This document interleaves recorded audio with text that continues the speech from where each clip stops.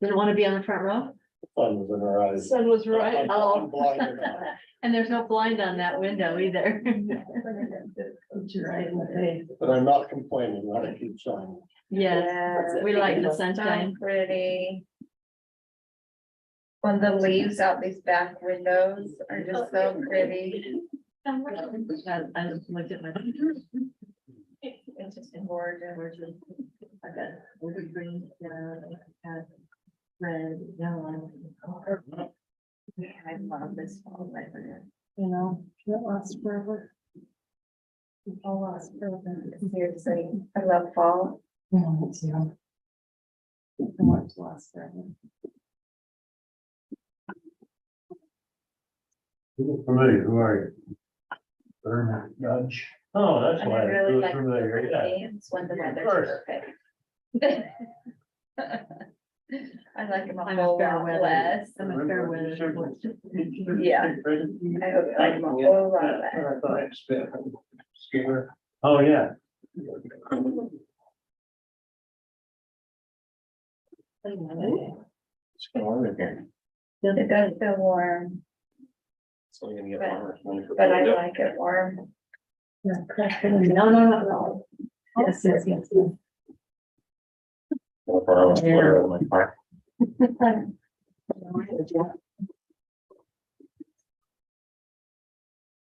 Get the silent back before the meeting starts.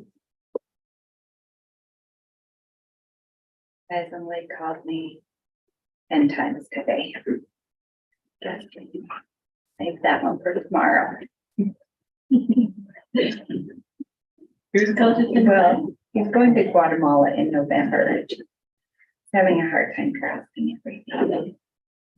You just show up and then it works out, right? Yeah, there's not much for him to need to grasp.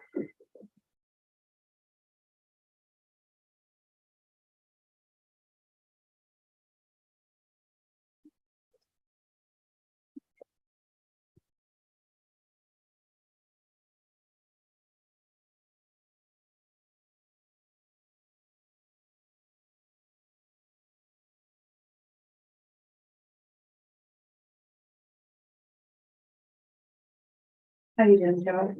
Good. You helping Amy if you. Oh, you're welcome. Today or something, right? Yeah, it's lovely. Okay. That was good. Welcome to the Providence City Council of October 18th, 2023. Thank you for being here and participating with us. My name is Kathleen Alder. I'm the mayor. And we'll get started with Pledge of Allegiance by Jeff Dedeker.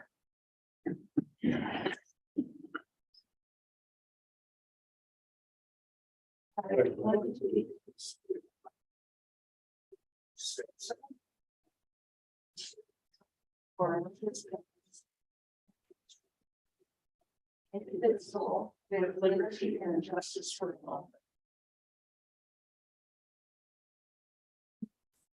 Aren't we blessed to live in this beautiful area? We don't have somebody bombing us or showing up to kill everybody. And so I'm very grateful. Thank you.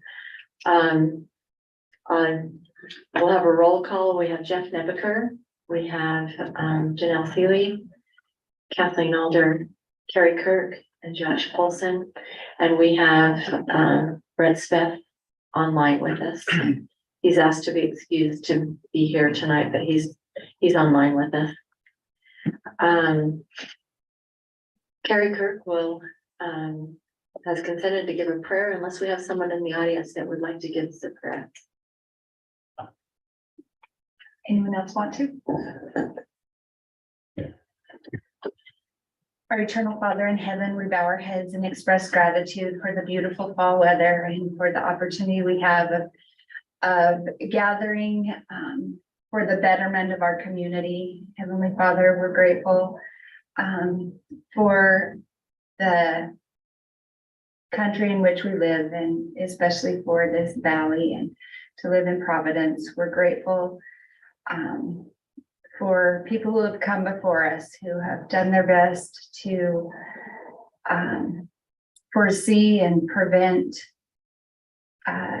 problems. We pray that we too might have forward-thinking minds. We pray that we can listen with open hearts. We pray that those who attend and those who listen online will understand the complexity of the decisions that we make. Heavenly Father, bless that we can be mindful of the needs of the citizens and that we will be inspired as we make decisions. This prayer we offer in the name of Jesus Christ. Amen. Amen. Thank you.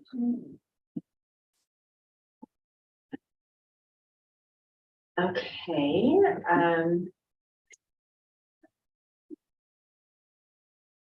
we'll have the council reports now. Jeff, could we start with you? Yeah, I've just been responding to some emails and, reading through emails just concerning the code amendments that have been coming up. I did just take an hour-long walk through Providence and checked out all the streets and sidewalks and pondered. And so I have a lot of questions for Ryan maybe later, but yeah, there's a lot of work that could be done out there. No, I'm not saying that we don't do a lot of work from staff, and they do a great job. There's just a lot going out there on the streets, and so I just responding to people's emails. What else? Haven't been to any other official meetings. No mosquito meetings. They had a barbecue. Yeah, they had a barbecue, but I didn't go to that. Too many mosquitoes? Yeah. Were the mosquitoes good at the barbecue? I'll have to ask him. Maybe I'll go to the next meeting. But, yeah, Okay, thank you. much. Janelle? Been to a lot of meetings this month, actually. One of the things that I have for my assignment is I'm a legislative policy committee representative for the council, which is a group that kind of studies what's coming up in the state legislature. And they've been doing a legislative audit to prepare for the legislative session. And there is quite a lot of things that the legislature is looking at. Housing's still high on their list, water's still high on their list. There's some power concerns with some power conglomerates that involves Logan, but one of the things that we're trying to communicate to our legislators as we go into the session is that currently we have statewide 165,000 plus housing units that are entitled, which means that they have either gone through the subdivision process, they maybe don't have their building permits yet, but they're on the books to be built. And that we really would like the state to slow down on their housing legislation so that we can implement some of the policies and see how they're working. So we'll continue to share that messaging with them.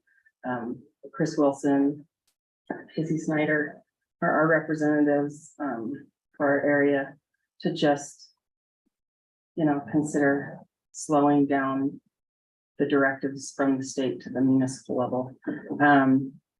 Talked a lot about Commission on Housing Affordability, the Utah Economic Opportunity Commission, and a lot of information there. So anyway, there's quite a lot of bills coming in. So I followed the Planning Commission meetings this last month, and I felt like I just wanted to compliment them on the efforts that they've been making. They have a lot of varied expertise on that panel, and I feel like the more diverse of a group and a discussion that we have, and the more eyes we have looking at the adjustments to the code, the better, so thank you to everyone who's here, because I feel like this kind of engagement is what gets us the best possible outcome. So it's nice to have people here. The school board, this has been in the paper, but if people haven't seen it, there's a bond on the ballot for $139 million. The way that it would directly affect Providence is that they're looking to change Spring Creek Middle School into an elementary school and build another middle school in Nibley and one in Hyde Park. So we would have 2 elementary schools in Providence City instead of 1. And River Heights takes half of our residents also, so I think that it would really help our community to get that broadcast. Library board meeting. Had a lot going on, so I think that's the high points for me. Okay, thank you. Brent, can we hear from you? Sure, I just had to find the unmute button. Oh, can't hear him. Hang on a second, we can't hear you. Can't hear me?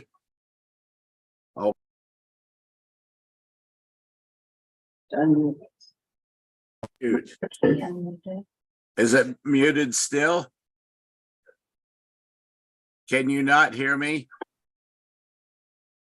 I do not know why. I don't know why you can't hear me. I've got it in. Need to go well. Yes, Figure out his mic. yes.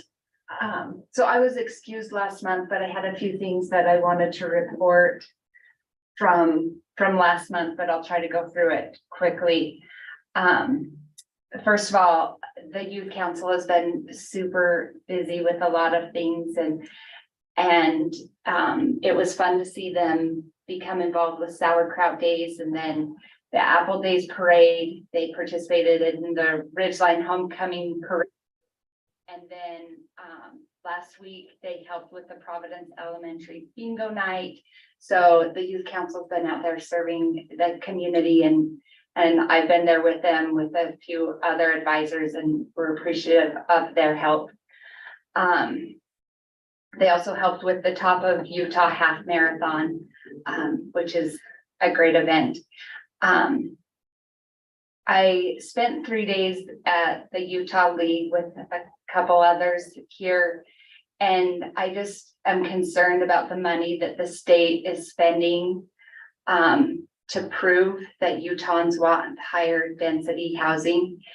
And I think that it's important for people that are here and community members to become involved, not only on the local level, but on letting our state legislators know where we stand.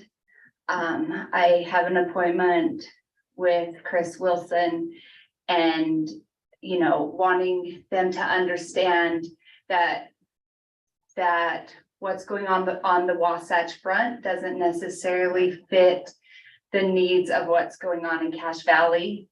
There's a lot of what I feel is government overreach coming down from the state level. And I think that we get our hands tied and need to be careful and aware of what's going on at the state level.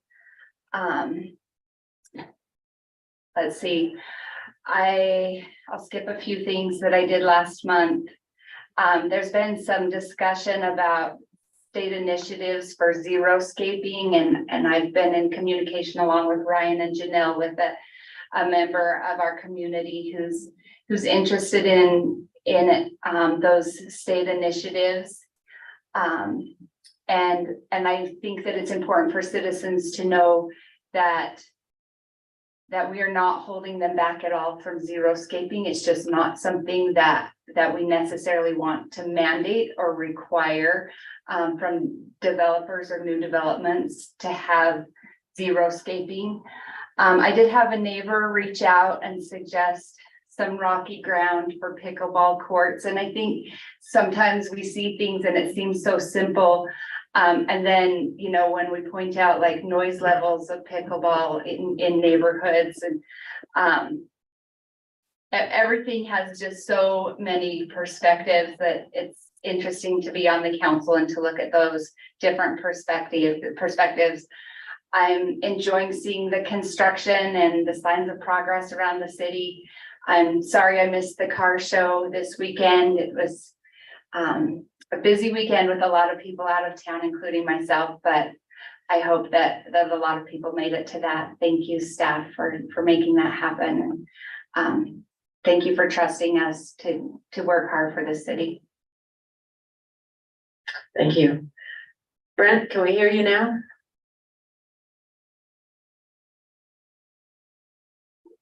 Nope, still can't hear you. Looks like you need to unmute now, Brent. You had it unmuted before. There you go. Okay, can you hear me now? Yep, Yes? go ahead. Okay, so, all right, if you can hear me now, I've been, we've had a couple of emergency preparedness areas, one in the River Heights Stake, which included the East Bench of Providence, up in the Fruitland Acres and up in that area. And they had an emergency preparedness fair, self-reliance fair, and it was quite successful. We also got one coming up on the 26th in the Providence Stake at 7 p.m. at the Stake Center, which is just south of Macy's. And so people are interested in taking a lead role in emergency preparedness.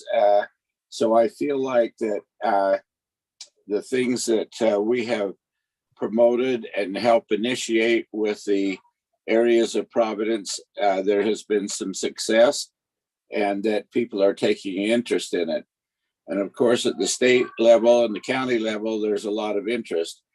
One of the things that as I've looked around, I've noticed that Logan has a way of using generators to generate electricity to pump water in the event of a power failure.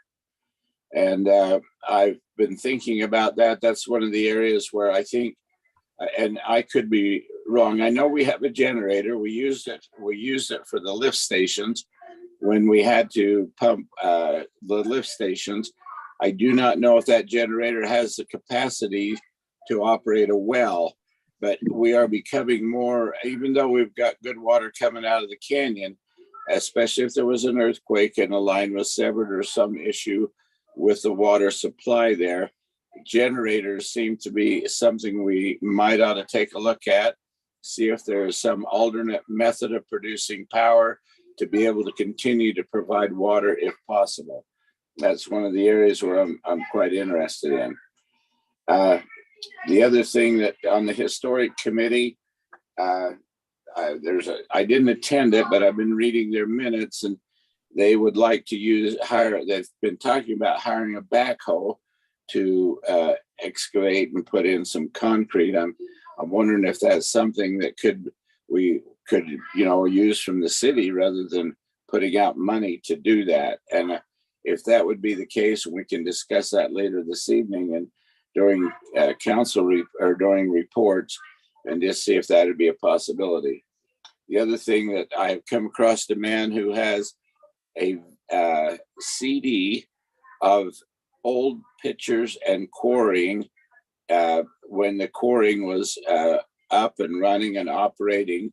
And I'm going to try and get the historic committee together with this man and see if we can't have it online that people can go to the Historic Preservation Committee and view that quarry video. Anyway, that's my report. Thank you, Brandon. Also, you've seen the video that's on there about the sugar beet production in the quarry. It's already on the Historic Commission's web.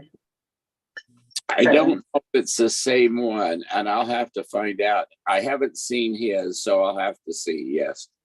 Okay, because it is available on there, and it's quite informative to watch about the history of Providence and the sugar beet production. They interviewed a lot of people and have those interviews on the video. So anyway, just didn't know if you were aware of that.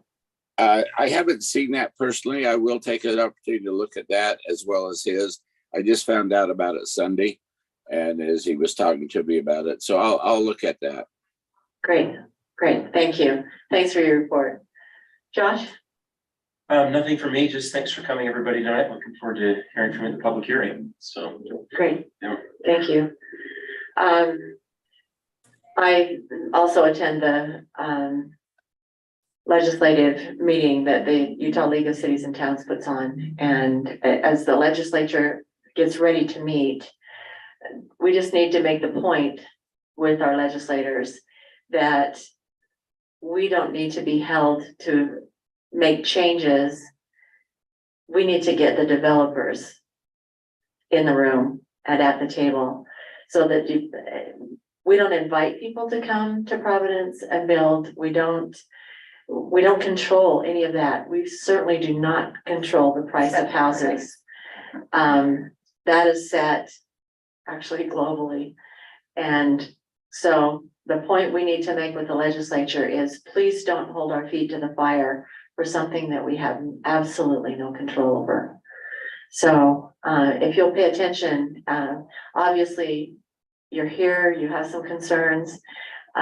So if you'll stay active and watch what's going on with the legislature, and I'll tell you, constituents make a big difference when they call the legislators. We're on the phone to them quite often to say, you know, remember this, please do represent us well, because having to be responsible for something that you have nothing to do with is pretty difficult. Just wanted to let people know that the local Chamber of Commerce, I represent the city on the board of the Chamber of Commerce as well.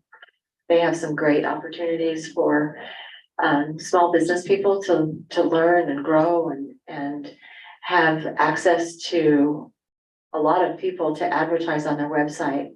So if you are a business owner, please take advantage of the Chamber of Commerce opportunities that are available.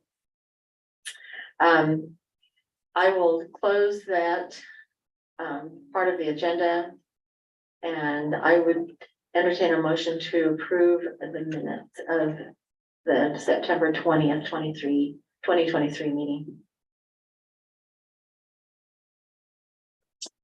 I'll make a motion to approve the minutes from the last city council meeting, September 20th. Okay, we have a motion, I'll second that. a second, any discussion? All in favor? Aye. Any opposed? I'll abstain since I wasn't there. Thank you.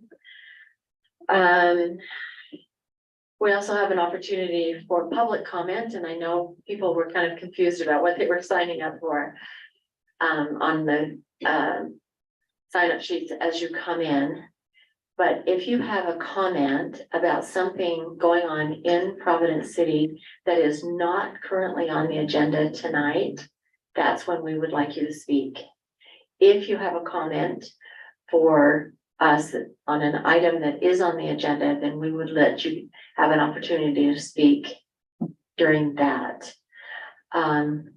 Please be aware that we have a lot of people in the room, and so the comments need to be held to about 2 minutes. Otherwise, we'll be here until 11 o'clock at night. And if someone else has made your point, you can say that point's been made by someone else. So, given that, do we have anyone here for general public comment?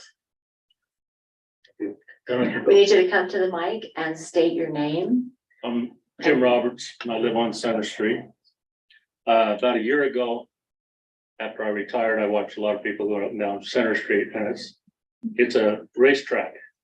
People cut the corner. I lost 4 mailboxes in 4 years from people not being able to make that corner, and they distracted. And anyway, so I got concerned. I called the city and talked to a gentleman who was very nice, but he says, my first suggestion was to put a stop sign at Abbey and Center Street. And I was told, no, we can't do that because it's too steep coming down Center Street to put a stop sign. Anyway, I went over and looked at Temple Hill. There's a stop sign on each side and people are able to stop. So that's not a good excuse. Then I was told, no, it's a through street. Well, it's not really a through street because there's a stop sign every 2 blocks clear till you get to Brent's. So it's not a collector road or a through street. So that kind of kiboshed.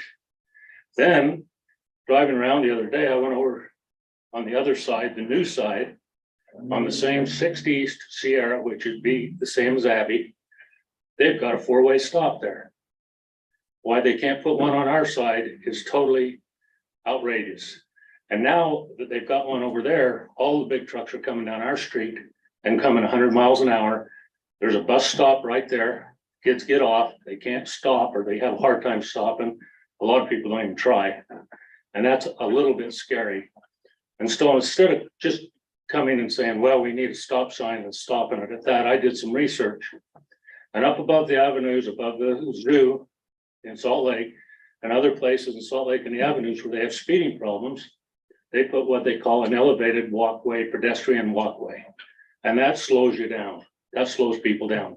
Doesn't have to come to a complete stop. It just keeps people from hitting the gas and going 100 miles an hour to get up that hill. And then the other thing the other night on TV, they were advertising down there in the avenue, they were putting asphalt speed bumps. I know speed bumps are offensive, people don't like them, but if they save lives and they slow people down from going 60 miles an hour up that road, they're a good idea. The other thing, I'm on the board or was on the board at Sweetwater, and we had trouble with people speeding along Country Club Way. We put in what we call some waterways. And that's almost brought people to a stop. They don't have to stop, but they have to slow down to get through them so they don't dent their cars. So instead of just saying, needs a stop sign, stop it there, no other ideas, I've come up with 4 other ideas that would work without being as offensive as a stop sign, which I was told couldn't be done, but it can because they got them everywhere.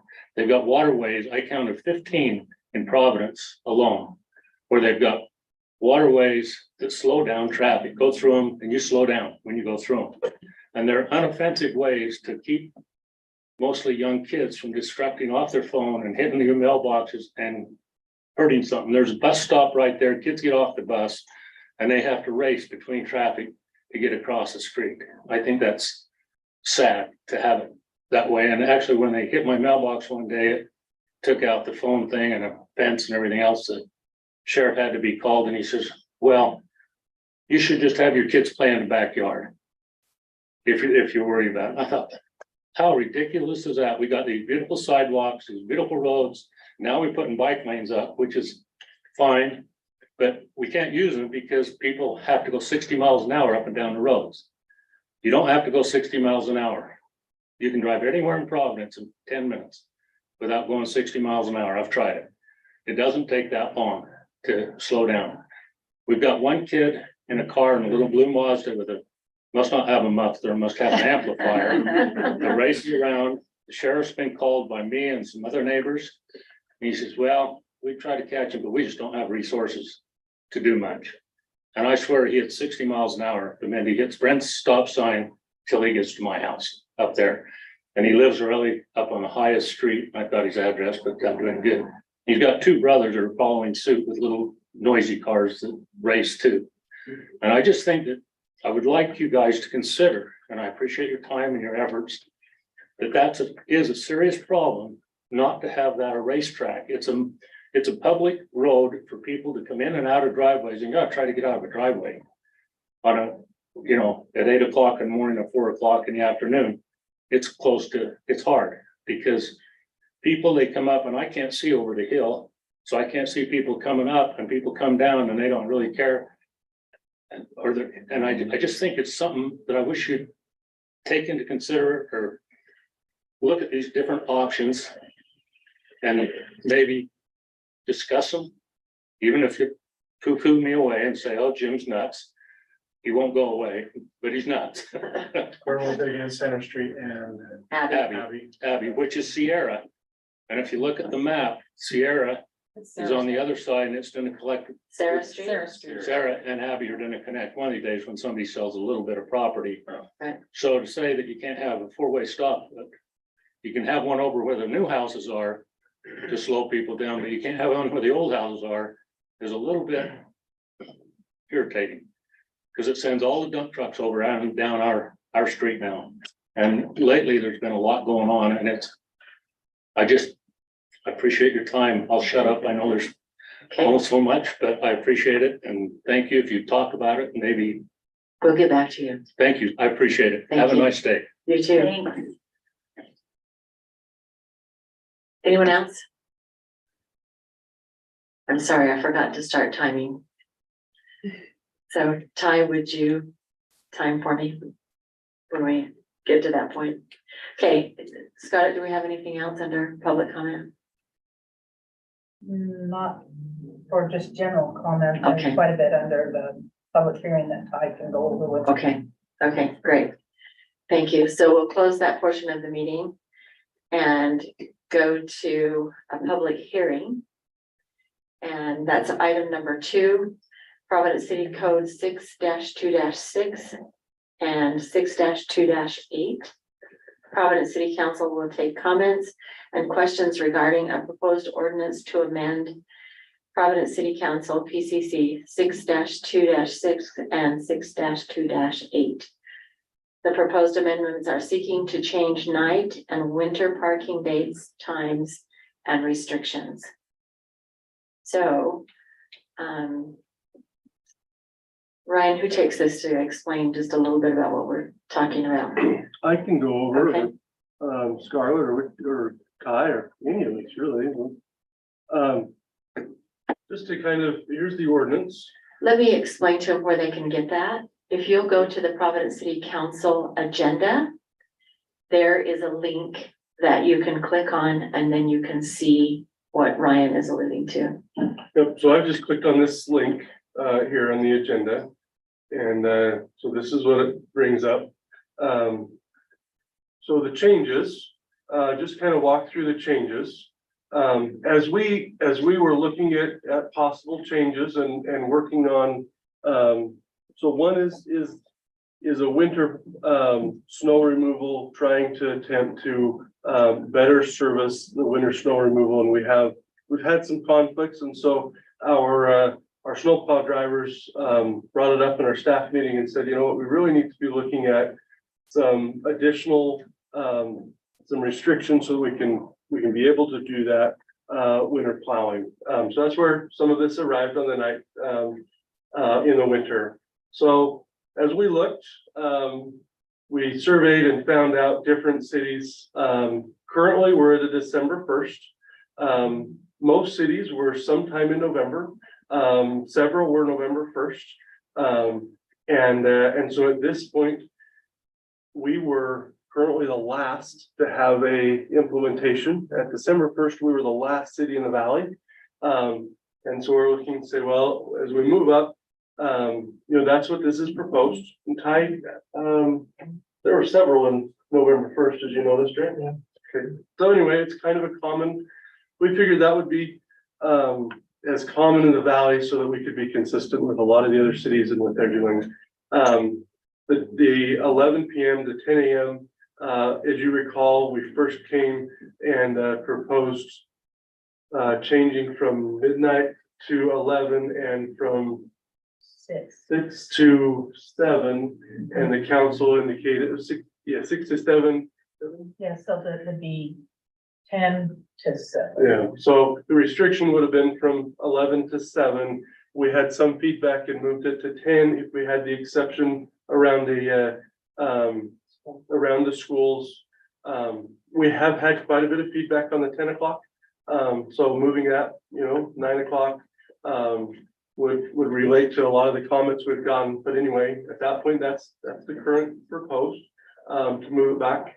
Then this is, you know, as we're continuing snowplow, if there's a large snow event continuing on and we haven't been able to catch that, we may need a little extra time on those snow events, and that's what this one is. And then this one is, you know, just clarifying, this was something we took out of one of the other cities. This is clarifying that if there's damage because the vehicle is parked during restricted time, we're just defining that damage is going to be borne by the one that had the car out there. This we'll do as best a job as we can with our snow plows, but we're just, you know, pulling out that notice a little bit clearer.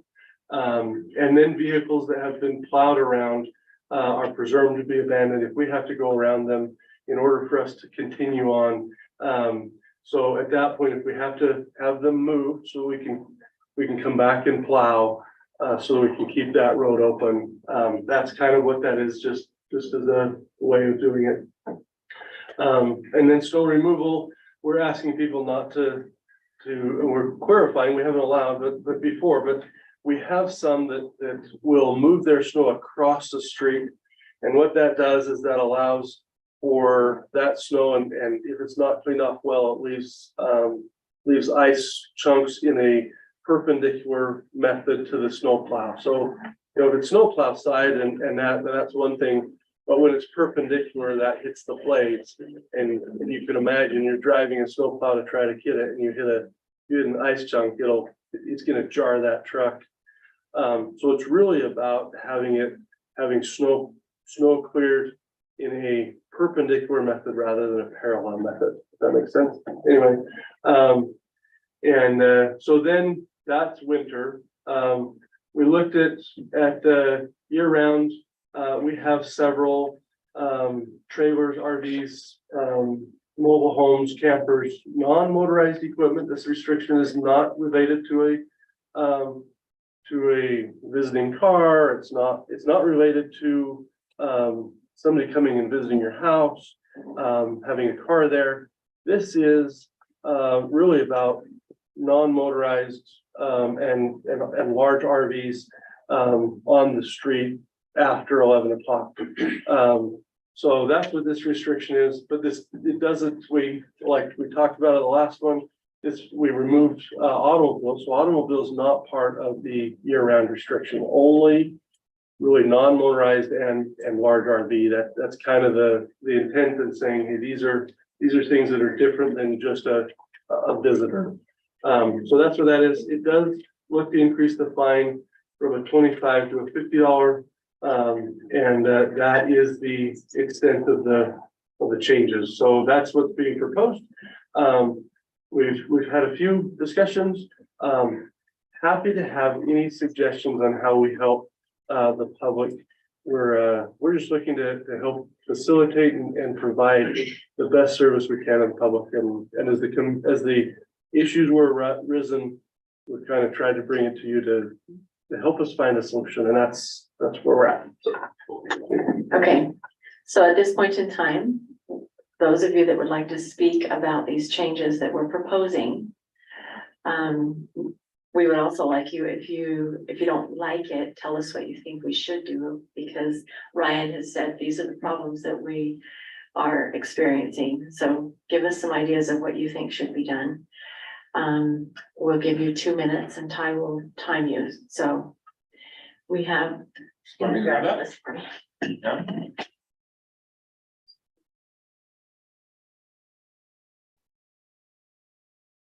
And while he's getting that, we do have some that have commented online before. Okay, let's do those. So anyway, I think Ty has those. Anyway, just so you're aware, we have some of those. Some of them, most of those were sent out to you prior to the meeting so that you can have a chance to review and look at those. So we can either read them in specifically or either way. The comments that came in at our last meeting that weren't directed to the public hearing, do those get added to a public hearing, even though they? That would be part of that meeting. This would be this meeting's. Okay, so Ty, do you want to read those for us? Yeah, you want?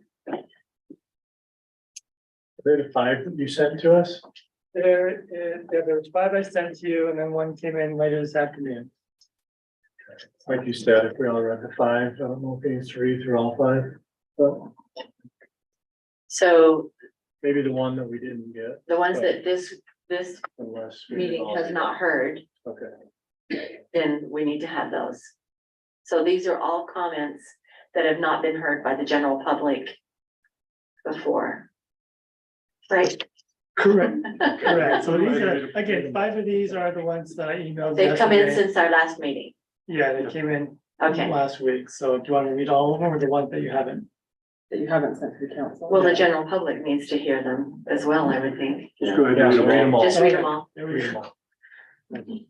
This one is from Michael Smith. If I call your name and you're here and you'd like to read your own comment, please let me know. Hello, I would like to voice my concern about the amendment to code 6-2-6, specifically about snow removal. When snow piles up around our mailboxes due to snow plows, it is impossible to not move some of that snow into the street. The proposed amendment states a fine will be imposed if we move snow onto the street. I agree pushing snow from the driveway onto the street is not acceptable. but please take into consideration moving snow away from mailboxes. Either allow for the small spread of snow removal or engage the city with a tractor and truck to remove the snow from mailboxes. Thanks. This is from Nilsson and Michelle Palmer. I have some concerns about the proposed changes to the winter parking ordinance that will be discussed at public hearing on October 18, 2023. It is unnecessary to change the date to begin winter parking from December 1st to November 1st. Usually, we do not have any measurable snow in November. The words in the current ordinance clearly state that beginning 24 hours after the first measurable snowfall or December 1st, whichever comes earlier, parking on the road during the night hours is prohibited. If we do have a big snowstorm in November, the current wording in the ordinance already covers parking in this event. There is no need to restrict parking on the road for a whole extra month. Many of us have guests that visit for Thanksgiving weekend. And having some overflow parking on the edge of the street is helpful, especially if the weather is nice, which it often is at this time of year. Regarding the next proposed ordinance change, it shall be unlawful to park or leave park any vehicle upon the paved portion of the city street while snowplows are operating or while streets are snow or ice covered, excluding around school buildings while school is either in session or holding official school activities. Does this mean that no one can park at any time on any road, day or night, when there's ice on the road? Really? No one can park on the road to visit a friend during the day for most of the winter? There is ice on the side streets for much of the winter, even after the roads have been plowed. This would place restrictions on any on-street parking during that daytime for the whole winter. Although I imagine that this was proposed to enhance safety, it seems like an excessive restriction. Thanks for listening. Darcy Reese, I just want to make sure that the city and council realize that this ordinance change should also affect construction sites. It is practical to have every construction trailer removed every night when a new home is being built or a remodel is being done. On the other hand, most construction equipment stays on the street forever. A compromise would be to only allow construction equipment trailers to be on the street Monday through Thursday nights. So on Friday, when they wrap up the workday, they would need to remove all of the trailers from the street. Will this ordinance also include construction equipment like backhoes? I think it should. The biggest offender in my neighborhood this summer has been all this strata equipment, which the city would probably classify as utility company and not have to follow the overnight parking ordinance. Overall, I'm in favor of this ordinance, and I think that it will make our streets safer. Dana Smart, I am writing in regards to the proposed amendment change for winter regulations on street parking. I foresee a few issues with changing the restricted hours to include 11 p.m. to 10 a.m. First off, companies are already open for business before 10 a.m. So a house call or service call will be very difficult to make if no parking along the street is allowed until after 10 a.m. On the other hand, just a thought, but not as crucial in my opinion, is many high schoolers' curfews are 12 a.m., especially on nights of dances, so many would still be out and parked along the street. I do however, think that the time frame for not allowing trailers to park on the street overnight from 11 p.m. to 7 a.m. is fine. And I think it would be more appropriate to have the other restricted hours similar. I would be more supportive of one of these schedules, 12 a.m. to 8 or 9 a.m., 11 p.m. to 8 or 9 a.m. Thank you for considering my input. Terry Green. Hello, Providence City Council. Thank you for your service. After reviewing the proposed changes to the certain purposes prohibited parking and winter parking, I would like to share my opinion and suggestions regarding section number 6, night parking. As an owner of an RV trailer, I have a parking spot on the side of my house and don't intend to park my trailer on the street.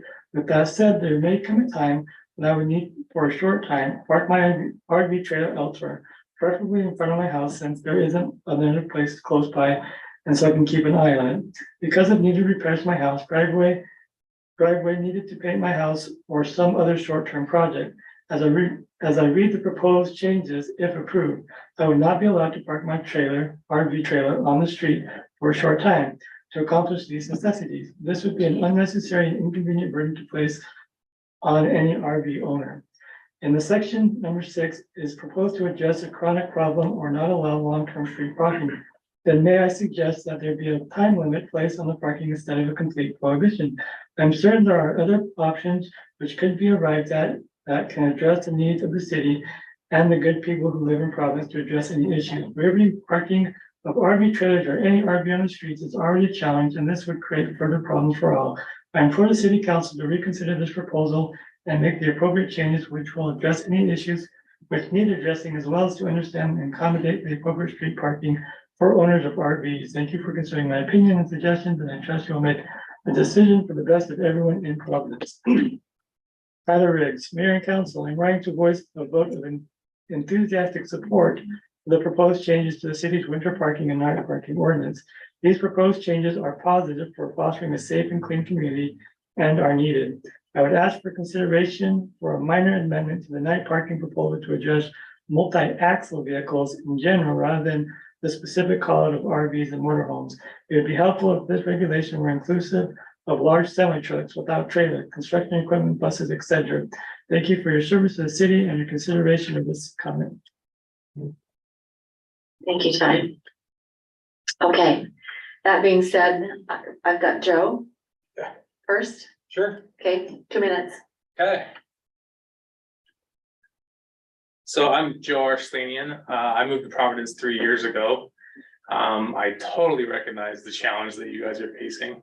And as I was thinking of what I wanted to say, I recognize that there's people on both sides of the aisle. And so when I moved up to Cache Valley 3 years ago, when I was looking for a home, I drove up Spring Creek Parkway and I was like, whoa, there's kids playing everywhere. I loved it instantly. I didn't even see our home yet, so I want to live here. And at that time, we went to a lot of communities here. My family and I moved up here for work. And so I tend to think like it's an amazing place to live. And I understand that there's some regulations, but what I would propose is to think of the partnership when it comes to snow, right? Snow affects everyone. It affects the city and the people that plow and to a point, there's lots of cities in Utah that plow. The gentleman that talked during the non-ordinance portion was talking about speeding, and for work, I look at a lot of root cause analysis as I do.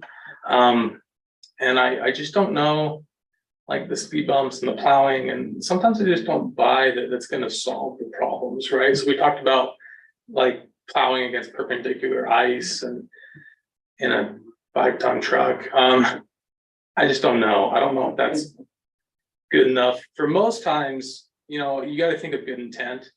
But when you look at an ordinance, good intent is kind of lost, and the devil's in the details. So looking at that specific portion of the amendment, talking about, you know, clearing snow on the road, it doesn't just talk about pushing snow across the road. It talks about snow on the pavement. I totally thought that I was going to print out a picture so it was bigger. But last year, this is my home. Some of my neighbors are here. I've had comments on how impressive the snow pile in front of our home was. I don't have a snow blower. I can't afford a snow blower. This snow pile is over 10 feet tall and 15 feet wide. And by the end of the year, I'm telling you, with good intentions, there was nowhere else to put it but making the pile bigger on the street. Totally kind of been harassed by the post office a lot, whether it's snowy or not. And I just hate to, are we at 2? I just hate to add to like that through, I would just propose that we look at the details of this, right? So knowing that the citizens have good intentions. Okay, great feedback. Because that doesn't include that, right? Okay. Hal, you said you had some comment? No, you're just here to support.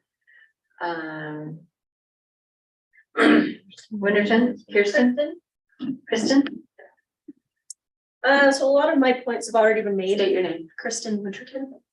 I've been a resident of Providence for over 10 years. Few different things. So first, like Nelson said, I don't see any reason to change from December to November if it's based on measurable snowfall. The second is that for those of us who work at, I would say, most normal jobs, that's before 10 a.m. I have a problem. I usually get out before 6:30. So having the snow not plowed by 10 a.m. or making me move my car or truck twice, kind of have a problem with that. And then just in general, if we're not going to enforce current ordinances the way that they are, I have a problem with changing them to make them more restrictive. I had a situation last year where I had a neighbor that parked their RV in front of my house, and it took a month to get that resolved. Kind of have problems with that. So saying that we can't park an RV in general in front of a home, I don't think that's going to get enforced. So anyway, kind of general comments. Okay, thank you. Lindsay Jenkins.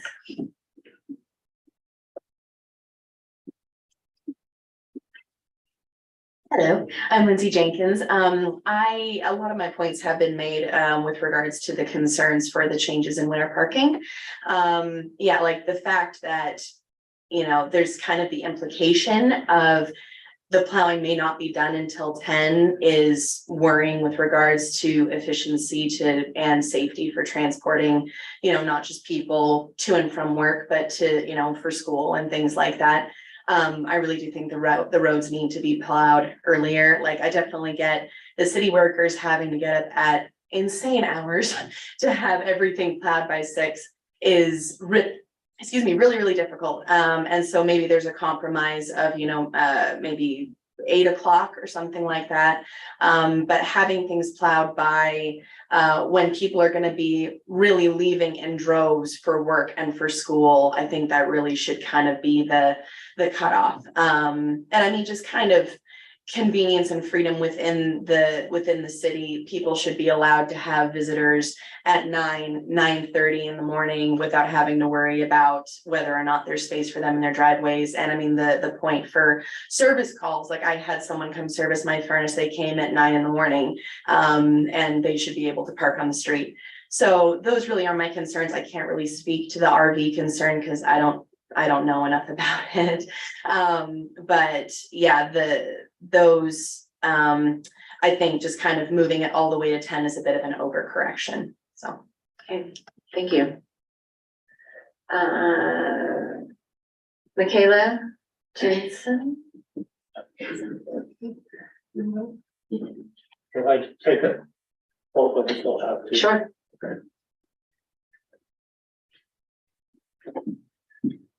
I'm Dino Blau. My wife and I live on Furman Drive. Lived here better part of our life. 2 issues. First, on the snow. I know for myself and many people on our little subdivision there, we make a habit of first thing in the morning to go out and help everybody move the snow. But we just don't move it off our driveways.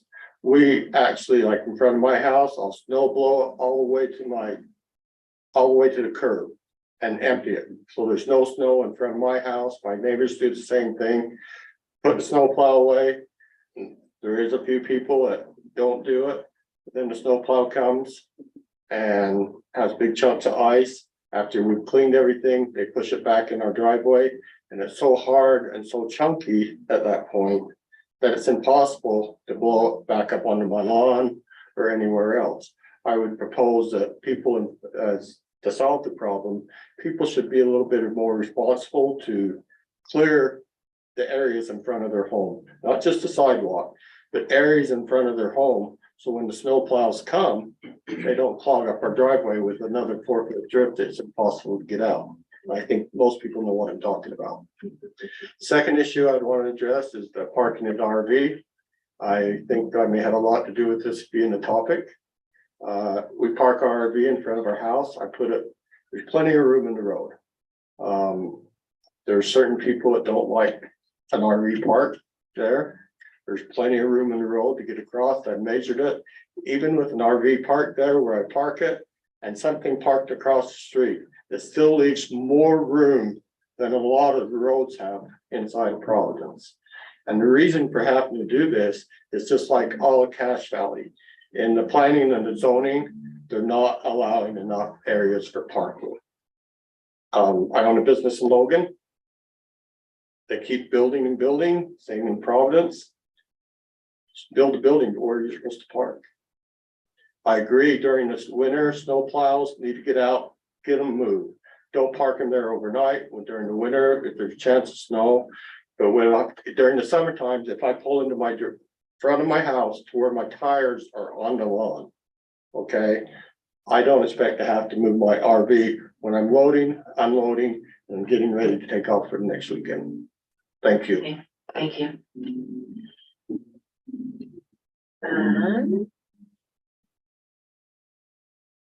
Then, the last name is Denique, or Dene. Deni, oh. Ralph, come on up. You want to speak? I didn't sign up for this one. I signed up for. Different comment. Oh, okay. Oh, yeah, he's not. Oh, item 5. I'm sorry, I can't read tonight. So we'll call you for item 5. Ms. Alder, Pardon me? do I make one comment, Paul? You need to come to the mic. Okay. And I apologize to bring this up also on the parking.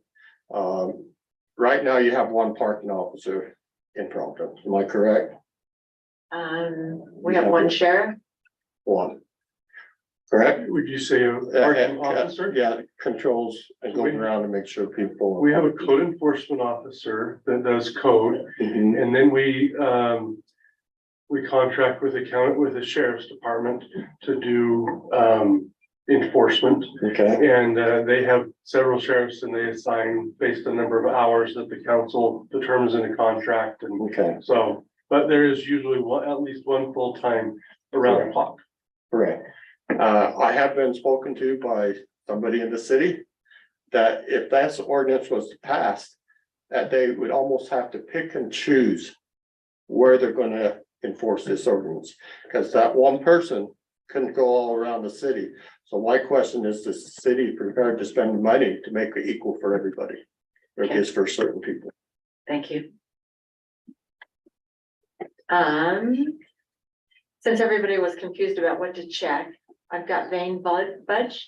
Vern. Come on.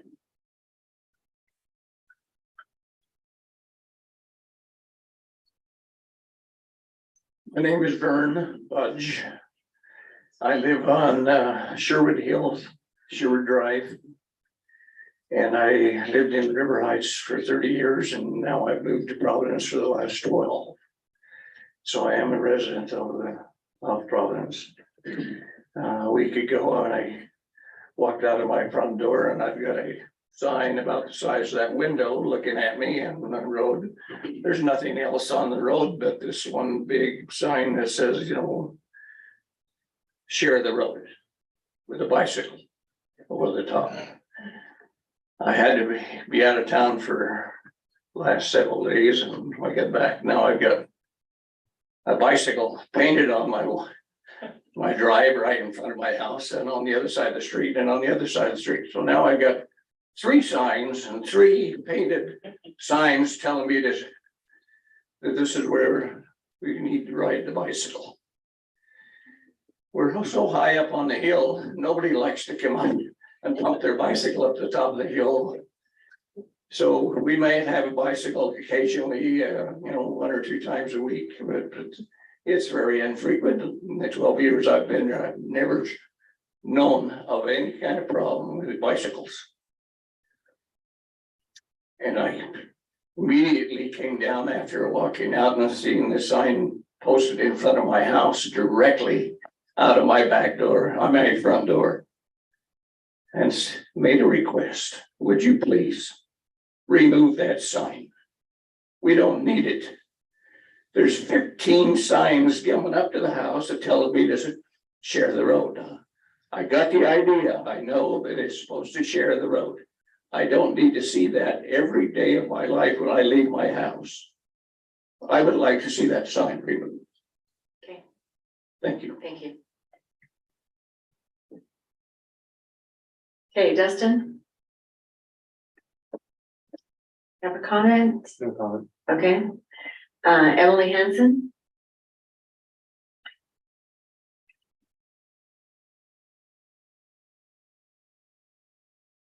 So I'm Emily Hanson. In regards to the parking ordinance, I wasn't sure if it was RVs or cars or what, but I have teenagers and college kids that we host a lot of them at night, and so there was a comment about that. They don't leave till midnight at least, so that's an issue for us. I would much rather have the kids in my home than out driving around or trying to find somewhere to be at those hours, because they're out. So I agree with the winter parking and I have a problem with that, but honestly, the plows are never out there. We live up on Sherwood Drive also. And if our kids' friends leave late, they have a hard time even getting home. So I don't know when they propose coming, but I mean, if they're not coming anyway, I don't know why we would have to end that at 11 PM. Unless they were saying they were gonna come out at 11 PM, because they're awesome to do our hill. I think that Center Street is always taken care of and it's great. They don't really do it at night anyway, so I don't know why we need to end it at 11 PM. So there's that. That's one thing. The bike thing has caused a lot of issues up in our neighborhood. A lot of neighbors couldn't come. Just worried that, you know, with all of this going on, are we gonna lose our parking? Because we have a great amount of parking in front of our home for guests and things, and people are concerned about that. I feel terrible for the Budges. When I saw that sign, I thought, really, like, could you think before you put it? Like, it's right by their walkway out their door. And those signs are so, I don't know why we're spending money on those. It says it on the road, that's probably good. So a lot of people are really upset about those signs up there. So. That's probably all. I don't know, as far as the stop sign on Abbey Lane, I feel like for those of us coming down Center, that would be tough in the winter to not slide through that. So that scares me a little, but I do agree, you know, speed is maybe an issue, and I don't know about that, so. We're not the only city with a speed issue. Yeah. Every city yeah. is having I that. just worry about my kids going to school and trying to stop there when it's slick. It's already hard enough to just make it down the hill. I don't think they're speeding in the winter, but Yeah. anyway. Thank you for coming. Blair Thompson?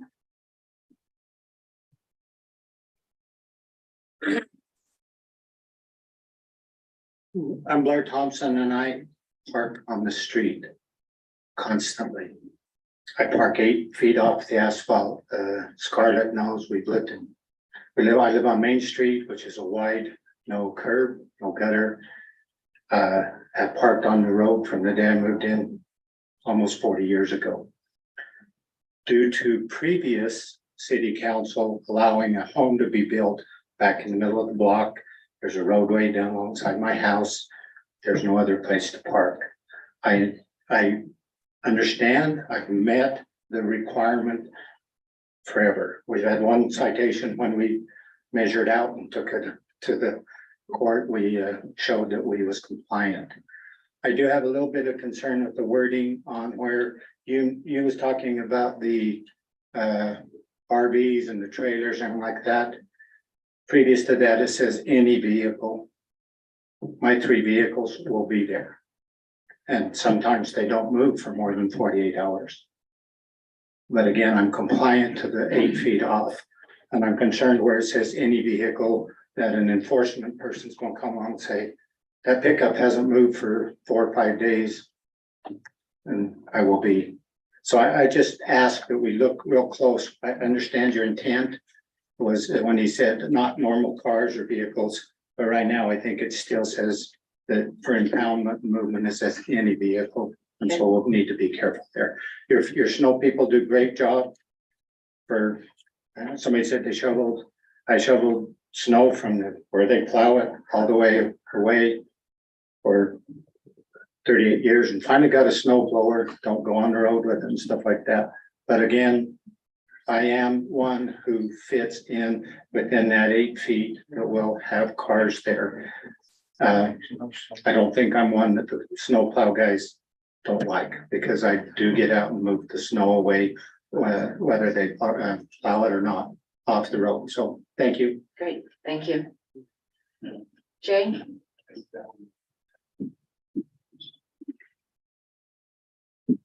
Is it Hatch? Hackey. Hackey. Yeah, I live on J Hackey. I live on 485 West where they got the road coming through now, and the overnight parking is kind of my concern, because when we park on that road, it slows people down. if you lived on that road trying to get out of your driveway in the morning, at night, I mean, we're the obstacle. And the people speeding down our streets. And it kind of slows the progress down if you have vehicles that can park there for a certain amount of time. Winter hours, I totally agree with.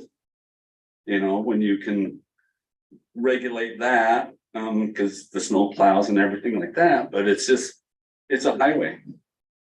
And for us, it helps us to slow the process down. And I just like to address that, look at that. And you're on what road?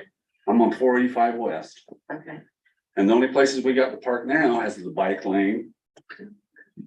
You know, and I just don't know if cars are gonna be able to stay there, you know?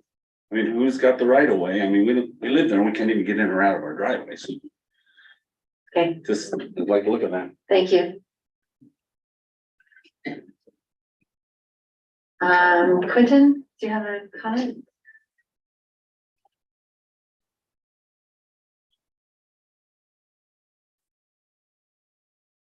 So I live over, State your name. my name is Quentin Eversole. I live over on 45 West as well, with Jay. Jay's my father-in-law. We live with him. We're a multi-family house at the moment, just because we can't afford an apartment at the moment. With 3 little kids, sometimes we need to park on the street for a little bit of time because we're moving things around. You know, if we're cleaning out our garage or doing something like that, it's nice to be able to have our trailers there to grab things and move them. You know what I mean? And sometimes it's not feasible to move them at night. As far as like, we're planning on going camping later next year, and there's not really room for us to park our trailer in the driveway, right? To get set up for camping. So I think instead of doing where you can't park on the street from, what does it say, like 8 to 10 or something like that, right? I say that you can park on the street for 24 hours to get your stuff loaded up that you need loaded up, right? I think it's perfectly feasible, as well as I think if you're attached to a vehicle, like you have a trailer attached to a vehicle and it's parked there, I think that you should be able to have your trailer there. Because it doesn't really impede traffic. If you think about it, I can get over there with an 8-foot trailer and park just perfectly fine, whether it's not over the line, it's not impeding anybody.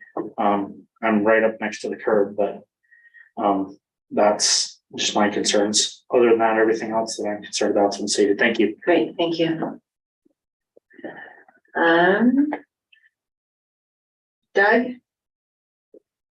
I missed the general comment, so I'll have some general comments in a future meeting about the bicycle insanity. Okay. Sorry. Okay, bicycle insanity, okay. Dave? Vince?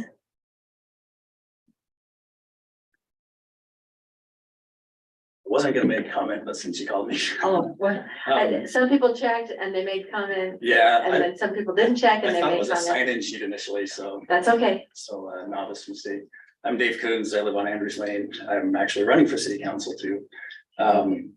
One concern that I had, and it's been stated a little bit, but the section about just no overnight parking year round.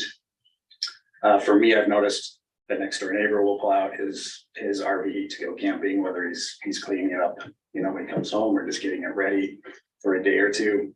I don't think it bothers anybody. My own father has come to take my kids camping and he'll have a truck and side by side and he'll want to stay with us for a couple of days. We don't have parking for that on our, you know, at our home, but he'll park across the street where there actually isn't even really a driveway. It's on a corner lot. And like the other gentleman said, I don't think those kind of things bother anyone. And I would even extend his idea from 24 hours to maybe do a 48-hour time frame, just to give people, if they're staying over or whatever, a couple of days to pick up kids and move along or whatever they're doing. So that's really all I had to add to it. Thank you. Thanks.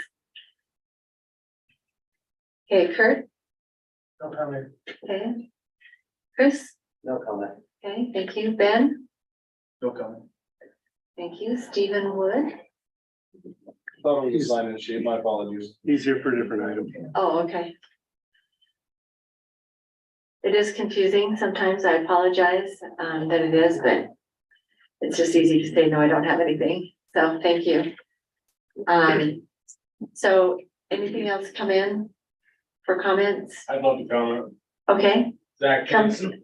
come up and state your name and give us your comment. You have 2 minutes. I was late, I think it's signed in. I bike lane, I live State your with name. Zach Jensen, 485 West down here, same road that everybody's griping about. It's gonna be all over the city though, because we're talking no parking on the street. It's gonna be a nightmare for everybody, not just us. I can live with the no parking on my street. Bike lane's fine. I love to see people out biking. If they would use it, I'd love it. I'm still waiting to see that. I haven't seen it, but I'll wait for it. Everywhere else is crazy. Citywide ban on parking, nuts. That's all I have to say. Okay, thank you. Thank you. Okay, anything else? Can I make a comment? Yes, Sorry, Kathy, I didn't sign in when I came. that's okay. Come state your name.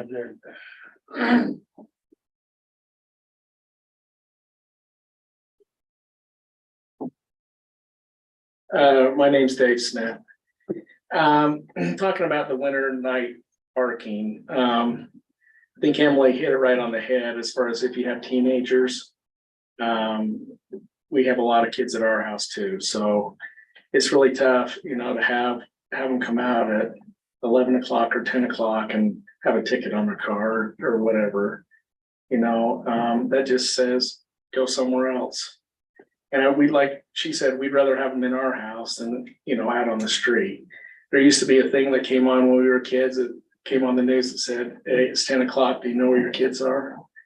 And it's better to know that they're in your house and not getting a ticket on the street. So I'm all for that. Plowing in the winter hours, I think we're fine the way we are. Rob does a great job of his crew. They do good, but basically at night, if it snows, they're hitting the main roads. They're really not hitting the off roads until morning. And so, just the main traffic areas are getting plowed. So I don't see that as a big issue. The RV thing, I can totally get that if they're there longer than a week.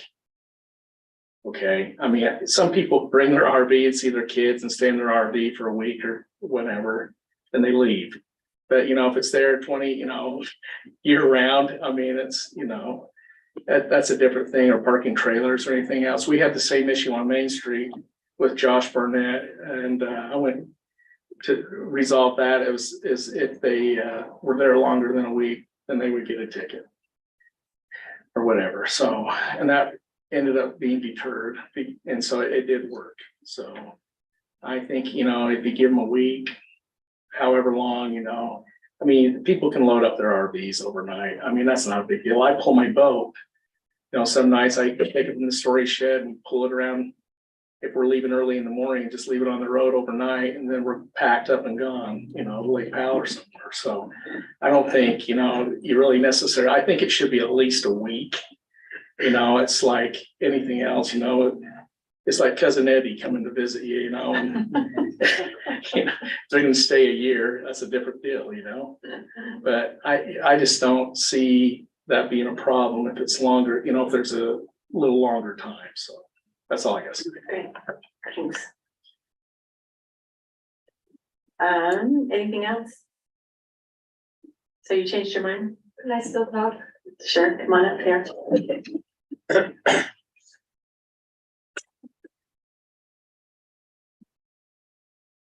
My name is Michaela Jensen, and I agree with what they're saying on the snow thing. I think that November 1st is too early. I'd like to see that go later, but my biggest concern is the parking on the street overnight, because we do have a motor home. Because the summer is kind of different than the winter. We can all admit that. And I come home sometimes Monday night, it's 11 o'clock. I park in front of my house. And then it takes me a day to get my motor home cleaned out, packed for the next thing. But then I might be leaving again in 2 days at 4 in the morning. Well, I can't get it out of I can't take it to the storage shed at midnight when I get home, and I can't pick it up from the storage shed at 4 in the morning. It doesn't work. And so what do I do? I mean, it's, and it's just, from June till the end of September, that at times, that, like I said, I mean, that's a weekly thing, that sometimes we're gone for a whole week and don't get home, but then we're usually going 2 or 3 days later. So to have to, I don't know, I just don't like that overnight, because, and then my husband, he lots of times has a trailer behind his truck that he has loaded with merchandise for his job, that he has to leave at 5 o'clock in the morning to go to Salt Lake. So he should be able to park that in front of, he loads up the night before, so, and then he leaves at 5 o'clock in the morning. But if he can't do that, but we're in a quandary there. And I drove around Providence looking at different places today. It's kind of funny because I saw somebody so there's a sidewalk in that parking strip, and there's gravel on it, but this guy had backed his trailer up onto that gravel part. So I thought, oh, I'm gonna do that. Or what about the end of dead end roads where people then park their trailers at the end of there? Because I just don't see how it's gonna be. When I talked to somebody, they said how the policeman will only patrol a certain area. Well, I mean, They patrol everywhere.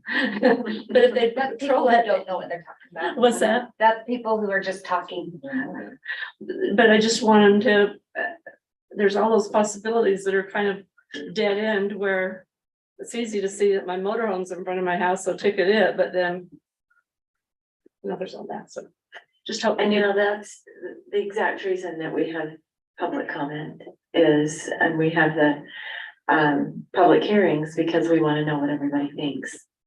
So, thank you. Okay. So we will go ahead and close that portion of the meeting and go to our action items, and that is item number 3. I will open that to the council for discussion. Are we ready to make any kind of a decision? Do we need to continue to consider this and continue it? Might I make one clarification? Currently, it's restricted for a 48-hour period, so anything longer than that is state law.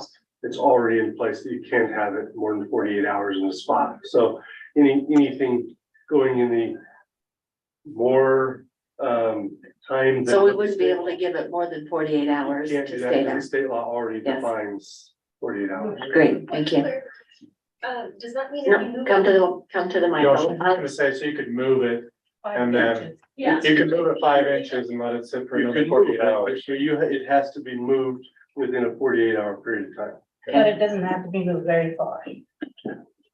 According to state code. State code says the 6 inches. I was wondering. No, that's the deputies. If they move it, it's considered moved. Okay, so discussion from the council. Are we? Do you want to motion first? Yes. Yes.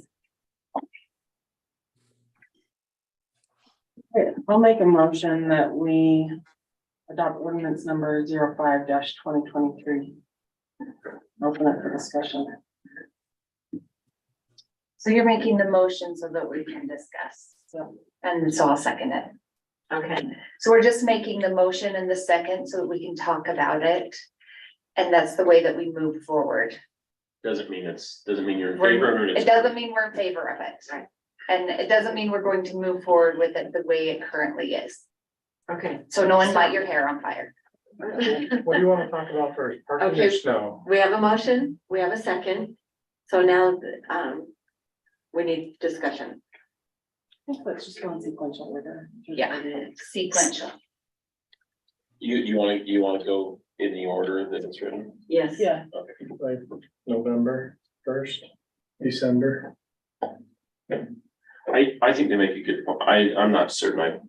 Let me talk a little louder. That's better, huh? Yes, and into the microphone. I'm not certain I agree with the November early start either. I think the first snow that we've had works, and I think some good points were made about that one. So personally, I probably would say I'd keep that the same after the first snow. Same. Okay, I think there's misunderstanding with the 10 a.m. that people think that the snow plow crew would use that to not remove snow until 10 a.m. I guarantee you, they start at 4 a.m. and they are removing snow as quickly as they possibly can from 4 a.m. until every bit of snow in the city is removed. It's not an Not a deadline. out. it's not a deadline. It's just saying that for those big storms where it continues to come, that they will have more time to get the streets as clear and clean as possible so that the mail can be delivered and so that our kids can drive more safely. It's the widening of the single lane, like yeah. initially a plow takes that initial center lane, right? But when it widens out to the shoulder, so that the next storm comes, there's somewhere to push the snow. I think that's why the 10 a.m. because they're widening with each push, they're getting the road wider, and then if there's cars that move in. So I think that's a little misunderstanding. But I don't know that it needs to be 10 a.m. I think it just would be, the snow crew could do a better job if there were less cars on the street. So we want But I people don't feel to, strongly. we want people to not park on the street till 10 a.m. so we can get it. If it's already been plowed, it's still no parking on it? Right. Okay. Yeah, I mean, that would be what you'd be seeing by that. Can I make one comment coming from staff? Yes. Please, we need the staff perspective.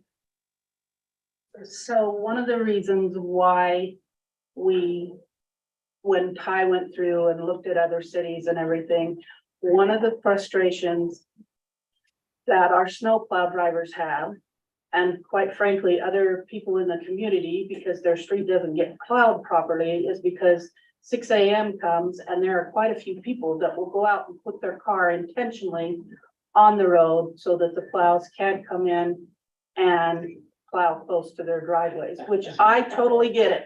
I've shoveled snow out of my driveway after the plows came and for years and years and years. So I understand that. But these guys that are here, the way they're talking, they're following most of the rules generally really good. We have a lot of people, unfortunately, that are not following the rules very well. And it is causing some grief for our drivers and for other community members, because we do get calls from other community members complaining that people have parked on their streets, so the plows can't come in, and when are the plows going to come back and clean it up? So there really are, from the staff perspective, there are people that are not following as good as most of the people in this audience are. Okay. Thank you. Brent has raised his hand. So Brent, would you like to comment? I would. Can you hear me? Yes. Can you hear me? Okay. When we originally started the discussion, it was the staff said, give us some more time. And I've come to conclusion in my feelings that maybe 10 is a little excessive. I think we could dial it back to 9. I don't want to impede the snowplow drivers from doing their job, but I would like to reach some kind of a happy, well, I don't know if it'll be happy, some kind of a midpoint where we can, what's that? Sorry, I said compromise. Good word, compromise. I wouldn't mind seeing it go back to 9 o'clock. And I think maybe it would, but yet I guess we need our Rob to tell us if that would work. At first it was, what would you give us? We talked about 10, but I've had a couple of people call me and they're very concerned about the 10 o'clock. They'd even like to dial it back to 8. And I don't know if 6 to 8 gives them adequate time, or if it needs to be 9. I think I'd like to hear, a perspective there, and maybe we need to come back to the table with this thing and discuss it. I don't know, but I really think that maybe we ought to dial it back a little bit. I would like to see the 11 a.m. or p.m. move to at least midnight as well. I would actually like Rob's perspective, because what hours do you take? I mean, Providence does a phenomenal job. If you drive through any other city, and I'm not going to start naming them, but I crossed through a few. Providence is exceptional, and I'm so grateful for that with snow removal. But is there a window? I mean, the points of having teenagers and stuff, I get that. So staff has raised a lot of valid concerns when it comes to parking on the streets at the early mornings. The early morning is when we get the bulk of our plowing done. We start at 4 a.m. and sometimes maybe 3, depending on the situation, and we plow till 10 to midnight. We usually quit somewhere as soon as we feel like we can call it a night and get 4 hours of sleep. We'll call it a night and start again at 4. So the window that we're looking for and hoping for to increase is just whatever you're willing to give us a better opportunity. We're getting more streets all the time. And the amount of plows we have is, limited, and the drivers and their sleep hours and things like that. So what it really boils down to is the more time we can get to properly open this town up, we'll take what we can get. Because there is a lot of violators. Scarlett mentioned that there is a lot of people who do park out on the street intentionally to keep us from pushing snow into the driveways. Our plow drivers have the worst experience of that, just so everybody knows, because we're out there plowing and making all these hours. We get home well after that snow rig has totally iced up at midnight to get our truck into the driveway so we can get up at 4 in the morning and do it some more. So it's a rough deal in the snow world. How else can I shed some light on that? Yeah, so I mean, for me, like the PM, it seems like we could change that to midnight or 12:30. We typically don't plow between midnight. Because you're not plowing, so even if it was 1 o'clock, it wouldn't matter to the plowers. A lot of And then the AM push it to 9. A lot of the discussion that the crew has had is more geared towards the early morning being a problem, because by the time we get the bulk of the primary roads opened up and we start trying to open up the town, that's when the cars come out. And so between 8 and 10 is when we're truly getting to the secondary and third stage roads / widening. And that's when it's legal to park there. So if we had a longer window, whatever that could possibly be, we could do a much more efficient job. Because we do backtrack a lot because of the different issues that are on this agenda item. We replow and we resalt a lot of areas because of the parking or the snow that's been pushed across the road and re-iced up. And so we have to return multiple times to resalt for safety concerns. So for item 1, I would say leave it December 1st or the first significant measurable snow. And I'd put 1 a.m. to 9 a.m. for the changes. That's where I'm comfortable. And midnight's fine too, but I don't see a difference between midnight or 1 if they're not plowing anyway. Typically not. We do, on a rare occasion, you'll see a plow at 2 in the morning, but those are rare occasions. So you could say 3 a.m. We couldn't even say 3. I like Carrie's proposal. I like that. Yeah, 1 to 9. Why don't you Rob, just- don't leave. I got Can you another just say- question. Is if they're just measuring. Sorry, we can't take comments unless you've been called on by the mayor and come up to the mic. Oh, never mind. I know this has been in our newsletter in the winter, but we have a good showing tonight, way more than we usually have, so. I know it's been written up how you plow your snow to minimize the drift into your driveway. I'm a visual person, so I feel like if you explain it, then it'll stick better. So dispersing the snow equally is the goal, really. We don't intentionally bury anybody's driveways. That's not the kind of crew that we have. So when we widen roads, we do widen it and we do try to open it up for the next storm. A lot of people don't grasp the gravity of winters like we had last winter. If you don't plan ahead and make room for the next storm after storm after storm, and it ices up and our trucks can't move it. We don't have the proper loaders and equipment that some, graders and such to move the ice piles. We broke a lot of hydraulic rams by hitting ice piles near mailboxes. So if we don't open that up when we can, we break trucks and then we're really struggling to get the next storm done. So keeping things wide right off the bat, the earlier the better, the sooner the better. Otherwise we'll have broken down trucks. And I guess when it comes to efficiency, we can slow way down and rotate the blade straight forward and then try to dump it off after each driveway.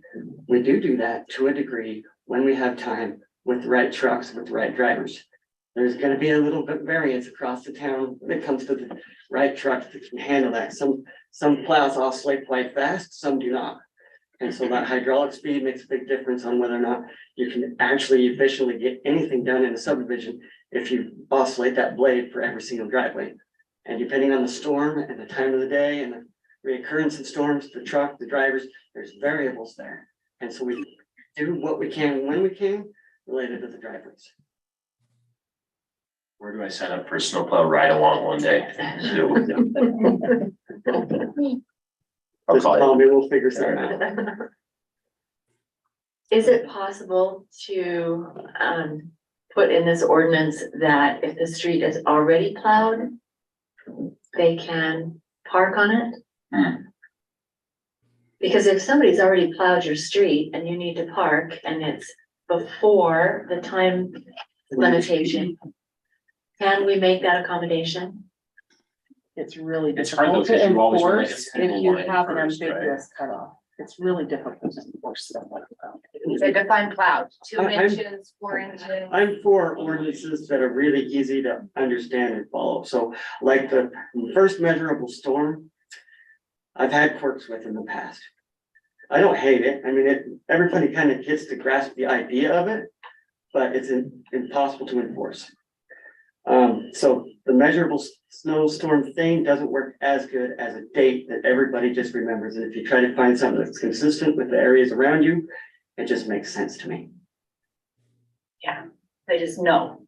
Yeah, the measurable snow thing is a tough one. November first seems so early to me though. Like, I mean, last year was extraordinary. But boy, we've had so many years that it's just. We generally do get some October storms. Maybe not a lot, but I mean, I've we're gonna had split hairs here on this one, right? I plenty of- mean, we see it differently. plenty It of doesn't seem like trick a or big treating issue. that my kids didn't make it to because of the blizzard. Well, we've had school canceled during fall break, so. But we won't talk about October 10th last year. or Right, or 2 either, years ago. When the whole city's treated. Okay, so the next one I think is more tricky, not that I want to lead out on this. Can I make a comment yet? I've had my hand up. Yes. Okay. There's a couple of things, when we talk about this, is enforcement. Because if we can't enforce the ordinance and selectively enforce it, it becomes very problematic to the city and the residents. Because it seems like people say, well, you picked on me or whatever. So I do have a concern about the enforcement of this.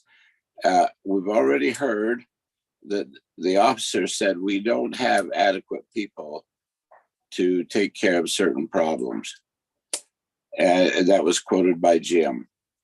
And so I think along with this, before we move too far to get our hands raised and say, this is what we're going to do, how are we going to take care of it? Are the snowplow drivers going to be able to call and say, it's 8:45 and I got a car in the way? Are they going to be able to do something about it? If not, we're not accomplishing anything. I got another comment regarding the parking, regarding bike lanes and so forth, but that'll come up a little bit later. But in all honesty, we tried to enforce this when I worked for the city with D, and the sheriffs would not hardly touch it at all. They wouldn't help us out. We basically gave up. Now, it maybe is a new day, but we've got to have some method of enforcing this. If some snowplow driver at 8:45 needs a car moved, how's that going to help it? Or 6:45 or whenever? How are we going to do that? That's the important thing. I can see not pushing across the road and that sort of thing, but enforcement's the problem. I don't disagree, Brent. If I were to throw a quick comment about that, in the last year or two, we have done more enforcement of these types of ordinances than we had in many years prior, and it truly has helped. The enforcement, I would say, is more geared along the lines of repeat offenders. Our trucks know where those problem areas are, those problem trucks or trailers and this, that, and the other, overnight people. And they keep tabs on that. It's not easy to forget, actually. I mean, you get somebody that is reoccurringly a problem that we alert our code compliance / sheriffs and Scarlett's letters, and it takes care of the bulk of the problems, even though we don't get everybody. And so enforcement is tough, I'll give you that. But we have done a great job of being able to relay the information to the key people to enforce most of those. And we've done a great job in the last couple of years. I would add to that, that 80% of the population will follow the rules. At least at that point, if we set good rules for them and guidelines, they're gonna follow it. We're setting good guidelines for many. We don't have to enforce on everybody because everybody a lot of those will respect the rule and understand the concern and the issues. We have a great population that will do that. We have some that are issues, yeah, but our police know those areas too, and we'll look and say, hey, we need to remind this neighborhood or that neighborhood because they're starting to creep out onto the road. But our police partnership there they have done quite a bit. How many, do you know how many tickets they were giving out or anything like that for snow?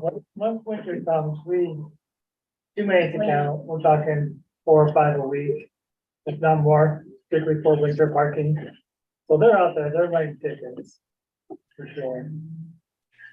And I would think, I know a comment was made that we could never possibly enforce all those. I think maybe not in one day, but you do it a few times and then people stop doing it and you get compliant. So I see that, it's not gonna correct overnight, but I see that resolving with time. And our code enforcement, he goes out and gives notice and education and kind of gives a warning. Yeah. Before the police come and would cite. So there's oftentimes we give out lots of warnings, lots of education to help to educate where the rule is. Put a little dum-dum sticker on their thing, says don't be a dum-dum or something, and then do something nice, Scarlett, you had a comment? Well, I just make this comment. I recognize that the rules apply to only a minimum amount of people. Because most people, when an ordinance is passed, it's made and they're educated on it, will follow the rules and take care of it. I understand. And that's true with any law. It's just the selective enforcement I worry about. And I think you can acknowledge that exists. It isn't universal. As an example, some of the things that are parked down on 5th South have been there forever and they don't get moved. So, there's just issues. And so I just want to make sure that when, as a councilman, as I have heard about this situation, most recently of the selective enforcement, some get it and some don't.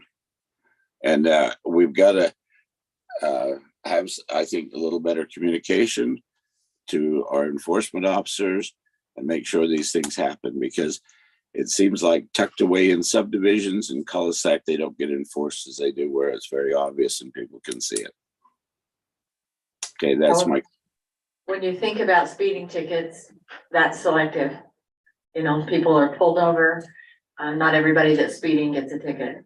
So you have to have some laws and rules. But like Josh said, pretty soon people get tickets and they'll stop doing it. Should move to number. Scarlett had a comment. It is generally the graveyard shift of the deputies that enforces the overnight parking, because they're the ones that are out there on the street during that time.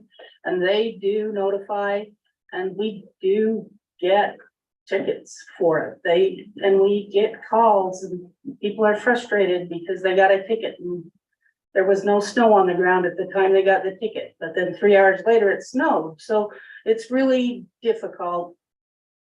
Having a starting date, if you don't want to do November 1st, then maybe November 15th. Having a starting date is better for people. We have a lot of people call and say, why can't you just have a date so I know when it starts, instead of trying to figure out whether you're going to have the plows out or not. So I do think there is something to that.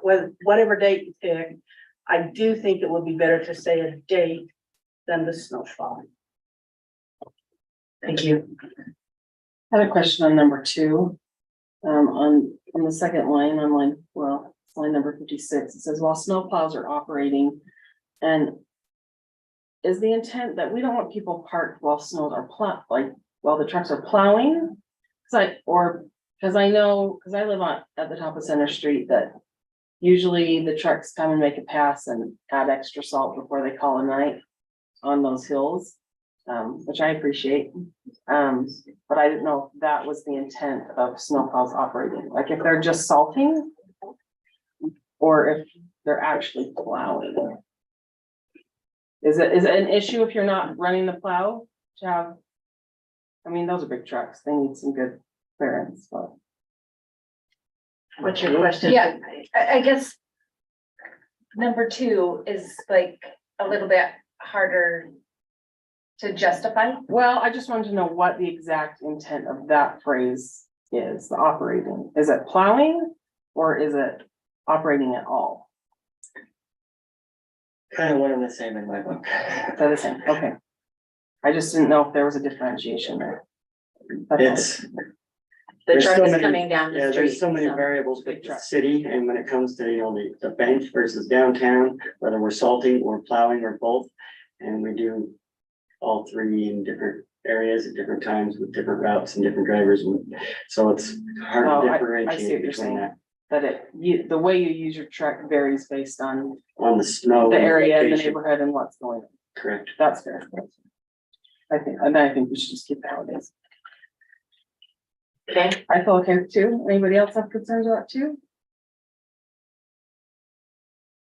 okay, 3? let's move to number 3. I'll find about 3. Yeah, I'm fine Any with other 3. comments, Brent? Have any comments on 3? Number 4, 3 is damage to their vehicle and city vehicle. Yeah, both ways, everything, have any kind, it says. okay. Number 4, vehicles which have been plowed around will be presumed to be abandoned or continued violations of our section. And be subject to removal. Does it need to have been plowed around for more than a day, like plowed around? If they've been plowed around once, they're abandoned? I'm sorry. Are you asking? me Yeah, something? number 4, I'm just trying to understand it. How much time should it be plowed around in order to be removed? Well, if we go by the state code, that would be 48 hours. Okay. But that, Rob and I'm sorry, we were trying to talk about the 8 feet really quick, because that's what Blair was talking about. I think we're still allowing them to park 8 feet off the pavement, aren't we, Ryan? If they're off 8 feet off the pavement, then So it wouldn't that's not part of impact. this. Wouldn't impact him at all, no matter what Right, vehicle Yeah, 8 parks there. feet is Right, and even if we come through and we have a a snow rick that's 4 feet away, he's 8 feet and our snow rick is at 4 feet, that's not gonna be considered an abandoned vehicle. It's the ones that are right there on the road that we've plowed around for a couple of days. Inside the curb and gutter. Yeah. Okay. I have a comment regarding that. When you talk about the 8 feet, one of the people that called me, he and his neighbors worked with the city, got curb and gutter put in, and then they worked with the city and got asphalt up to the curb and gutter. And it's on 2nd East and going south from Center Street, and they park there. But if you go another 300 or 400 feet south, the road narrows up. Anybody down there can pull off the pavement at 8 feet and be okay. But the people there that have put in asphalt and curb and gutter, if they're 8 feet off of what you would identify as the travel lane of the street of they're on the parking area, they're in violation because they can't get off the asphalt. I'm not so sure, that brings up a question as to make it reasonably fair. That's just down from you, Kathleen, to the north, and trying to figure out how to make this fair with people. He has a point, he has a definite point. And I'm not sure that we can go through the city and identify every point. I would like to, I just wonder if there is a different terminology that could be identified there where other people who have the same privilege 100 or 200 feet down the street, this person doesn't get that privilege. I don't know how you would do that. I don't either, but that is a concern. The offset is if they're on pavement, then we're looking to plow, and if they're not, then we're not. And that would be the trade-off thing. We plow pavement, we don't plow gravel. Number 2 Well, says. but he plows his own. You guys don't widen that street out to the curb because there's not curb on the east side. And it's not plowed out to the curb, at least according to him. I haven't paid that much attention to it, but he plows his own along his neighbors because it doesn't get widened. So, I don't know if, and is it everywhere? And this brings up with the bicycle lanes now, is it everywhere we're going to plow right out to the curb and expose the bicycle lanes?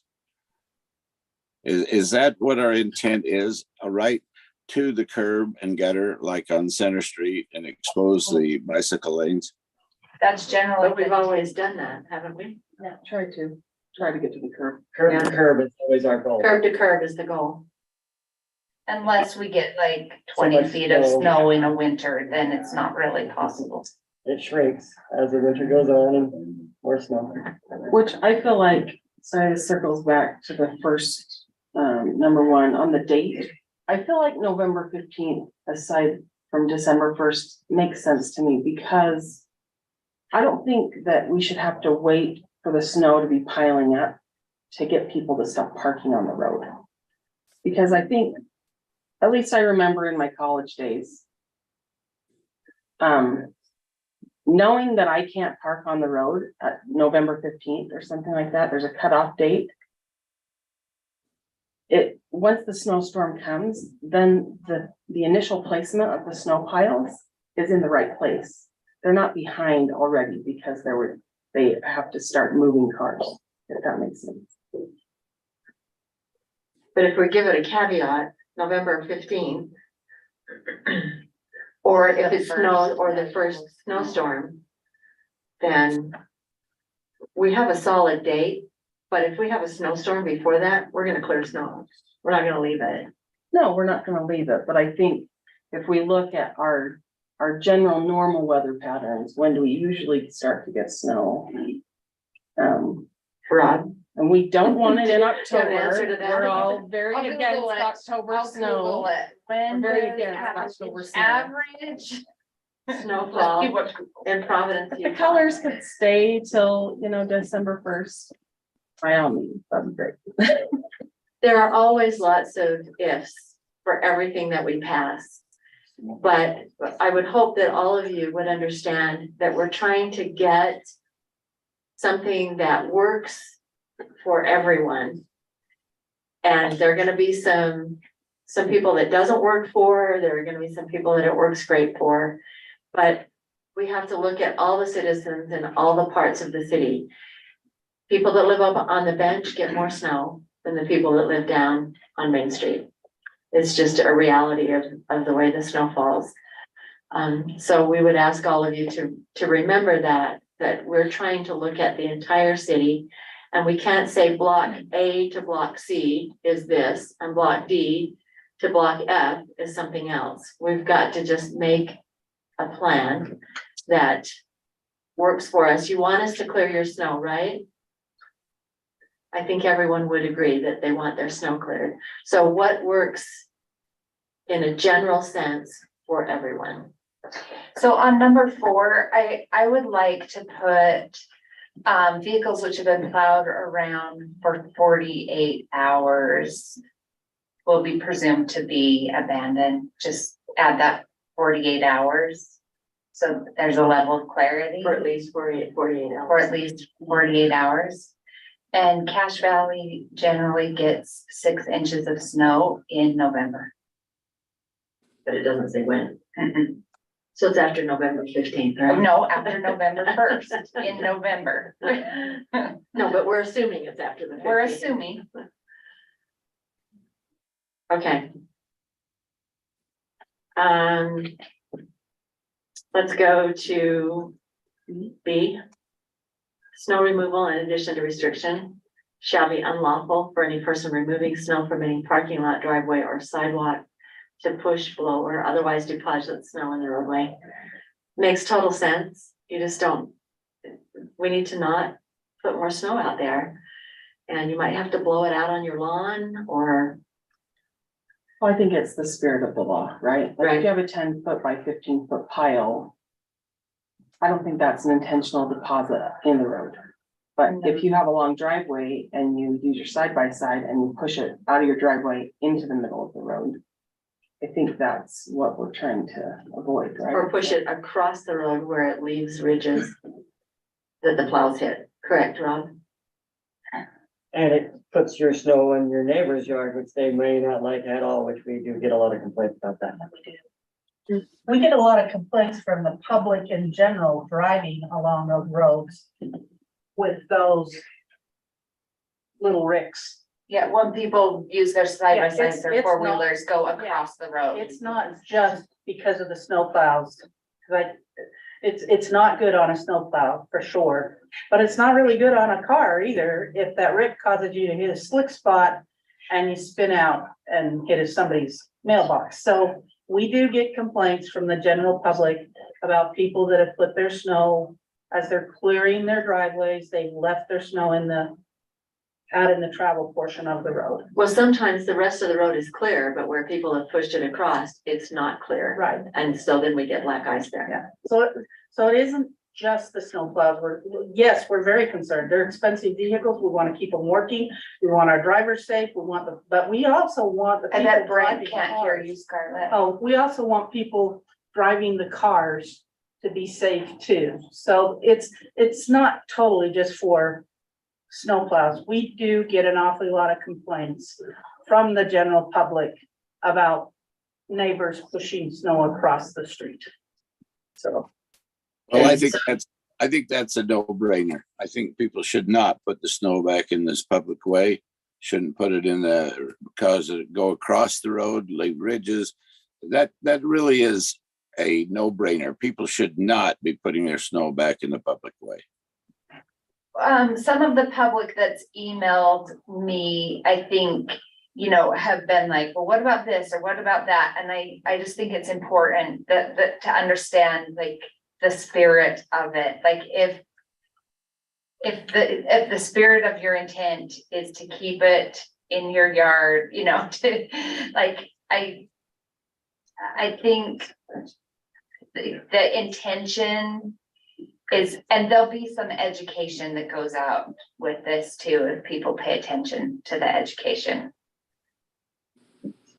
Okay, so. Just need to include around mailboxes. So if I'm out there by my mailbox with the shovel, I can't like make a temporary speed bump out there in front of my house. Just to slow the traffic down. We appreciate it. No. Do we? The answer is We no, don't need Jeff. to include, around mailboxes, though, I guess. The post, delivery will be the one that'll call. They'll be the one right on it to say, if you've taken it and impeded the delivery of the mail, they're gonna let us Oh, know. they'll just go right past you. Yeah. No mail for me. It doesn't say mailboxes on there. Do you need to include that then? Probably not. Okay. Okay, let's go to C, violation. Any person who violates the law are subject to fines, penalties. So. Okay. The next section is number 6. Should we? I guess we're close to being done. That's We are. 6-2-6. Okay. Night parking. It's unlawful for a driver or owner of a trailer, RV, motorhome, camper, or non-motorized to be on any street or right of way within 8 feet. So if you're parking out front and you've got 8 feet from the asphalt where it's parked, you're okay. If you're inside of that 8 feet, then it's a problem. So it's from 11 to 7 year round. So is it enforcement that makes it challenging to make this a 24-hour or a 48-hour? Absolutely, that's really impossible really for, because then that would be writing the time on every tire at a specific time and watching, and that becomes a very difficult, the 48 hours, you know, at that point, that's chalking. You'd have to spend 2 visits at that car. That's why the enforcement is a struggle, is the time frame is a difficult struggle. The one, I mean, one of the other compromises here is it was, obviously it's a copy and paste from the other restriction, which is, so that it's consistent. But the 8 feet is generally where we're pushing the snow, so, you know, if it's just off the paved asphalt, or the pavement, you know, the 8 feet doesn't make as big of a difference on the night parking as it does on the winter parking. But just keep in mind that this was kind of a copy and paste from the other, so that so the restrictions were similar. And that's where that restriction came. But anyway, just a thought. So a question for you. So with the new bike lanes that have been identified throughout the town, people are not, and I'm assuming this is the case, it was the intent not to park in a bike lane. Is that not correct, or is that correct? And that would be 24/7. I think the That's a staff, question. I think the staff and the public are learning on the bike lanes. That was part of the plan. It was designed. And I think there is a definite learning curve on the bike lanes. And I think that as we progress forward, I think it would be appropriate for all to be able to see how we can find common ground and understanding on it, rather than jump to certain ones. Now, there are certain ones that were intended for not parking, similar to Gateway Drive, because of its speed and volume of traffic. But other than that, at that point, you know, for safety reasons, that one was kind of identified. I would say that there's learning on both sides on how this goes, and so I think everybody, if we can ask for patience and understanding for both the bicyclists, the residents, the parking staff. Anyway, we're learning in moving this direction. I don't think we're coming in with an iron fist, because we're still learning. This is our first set of bike lanes, and we're learning what this is and how it's going to be done. So anyway, I think I don't know that that's a specific answer, but I think as we learn, there is things we're going to learn and develop as this moves forward, so. Well, we're not taking draconian steps to ticket everybody who is, Or anybody. or anybody. We're just trying to learn from this, trying to keep our citizens safe and try to make some rules that make sense that we can give to the sheriff and say, here are the rules that we need to follow. We decided bike lanes, we weren't going to mark any red stripes because we weren't interested in enforcing no parking on the bike lanes out of the gate. Yeah. Right, that's why I'm wondering where we're at with the bike lanes. Yeah, we're not enforcing no parking in the bike lanes. We're learning and It's- watching, It's a Brent. courtesy not to park in the bike lanes if people choose to have that courtesy. Okay, so I got one more question for you. On coming up Center Street on the south side, above the Coburn's house where Blacksmith Fork Canal is, somebody riding their bike up there went in the canal. What? Where is this? Center Street above what? On Center Street, just above the Coburn's house, so that would be above First East before Second East. The bike lane is off to the left, it's of the road and up against the curb, and somebody went in the canal. Did they want to go in the canal? We're sorry about that. Were their brakes not working? That's my kids. Well, I don't know the particulars, I was not there, but he took a movie of it and called the police, and we'll see where that goes. That's what's reported to me. So we had a GoPro? I have a question for staff about night parking. Okay. Yeah. So it's been stated that 48 hours is what's allowed in state code. Is that a parking restriction? Or is that any type of parking restriction? Because I kind of wondered if this type of thing could be addressed in our nuisance area and not just strictly the parking area, because like this lady who spoke about trying to get an RV moved for a month. If our parking restriction is capped at 48 hours by state code, can we approach it in a different lane? 48 hours without being moved, so that's the. So they're rolling at 6 inches. Okay, but Rolling it a foot. Or, well, in some cases, they probably haven't moved and we tried, and it took a long time to get people to do it. But we truly get a lot of complaints, and it's not so much the areas that have been represented here. Andrews Lane, we do get a lot of complaints about the business trailers, the RVs, the bump outs are out in the drive lanes. We get them about places up on the bench. The problem really is truly, we send them a note or we put a sticker on them and they move it 2 feet. So the visibility problem is still there for people pulling out of their driveways. The visibility problems there with people that are parking on corner lots. I mean, they are a safety problem. And I totally sympathize with people that do it right and bring their RV for one night to get it loaded up and leave early the next morning. I totally get that. The problem is we just have too many people that are not willing to do it right. And so this is about the only way we can truly keep up on it to actually get them off the street somewhat. I guess my question is what tools do we have to enable the enforcement? Because I mean, to me, it's very ridiculous that it's considered moved if you roll it for half a wheel. 6 inches is not considered moved. It's just not, in my opinion. Well, the problem is, I mean, if you go by the laws of physics, technically it's moved, but the problem is you don't know how far it actually moved. Did they move it 6 inches and get out, or did they move it around the block and come back and just park 6 inches away from where they were before? I mean, there's certain things that it's just really difficult, but if it's not in the same spot it was. Can we address it in a nuisance? Would a nuisance make it more enforceable? That's my question. No.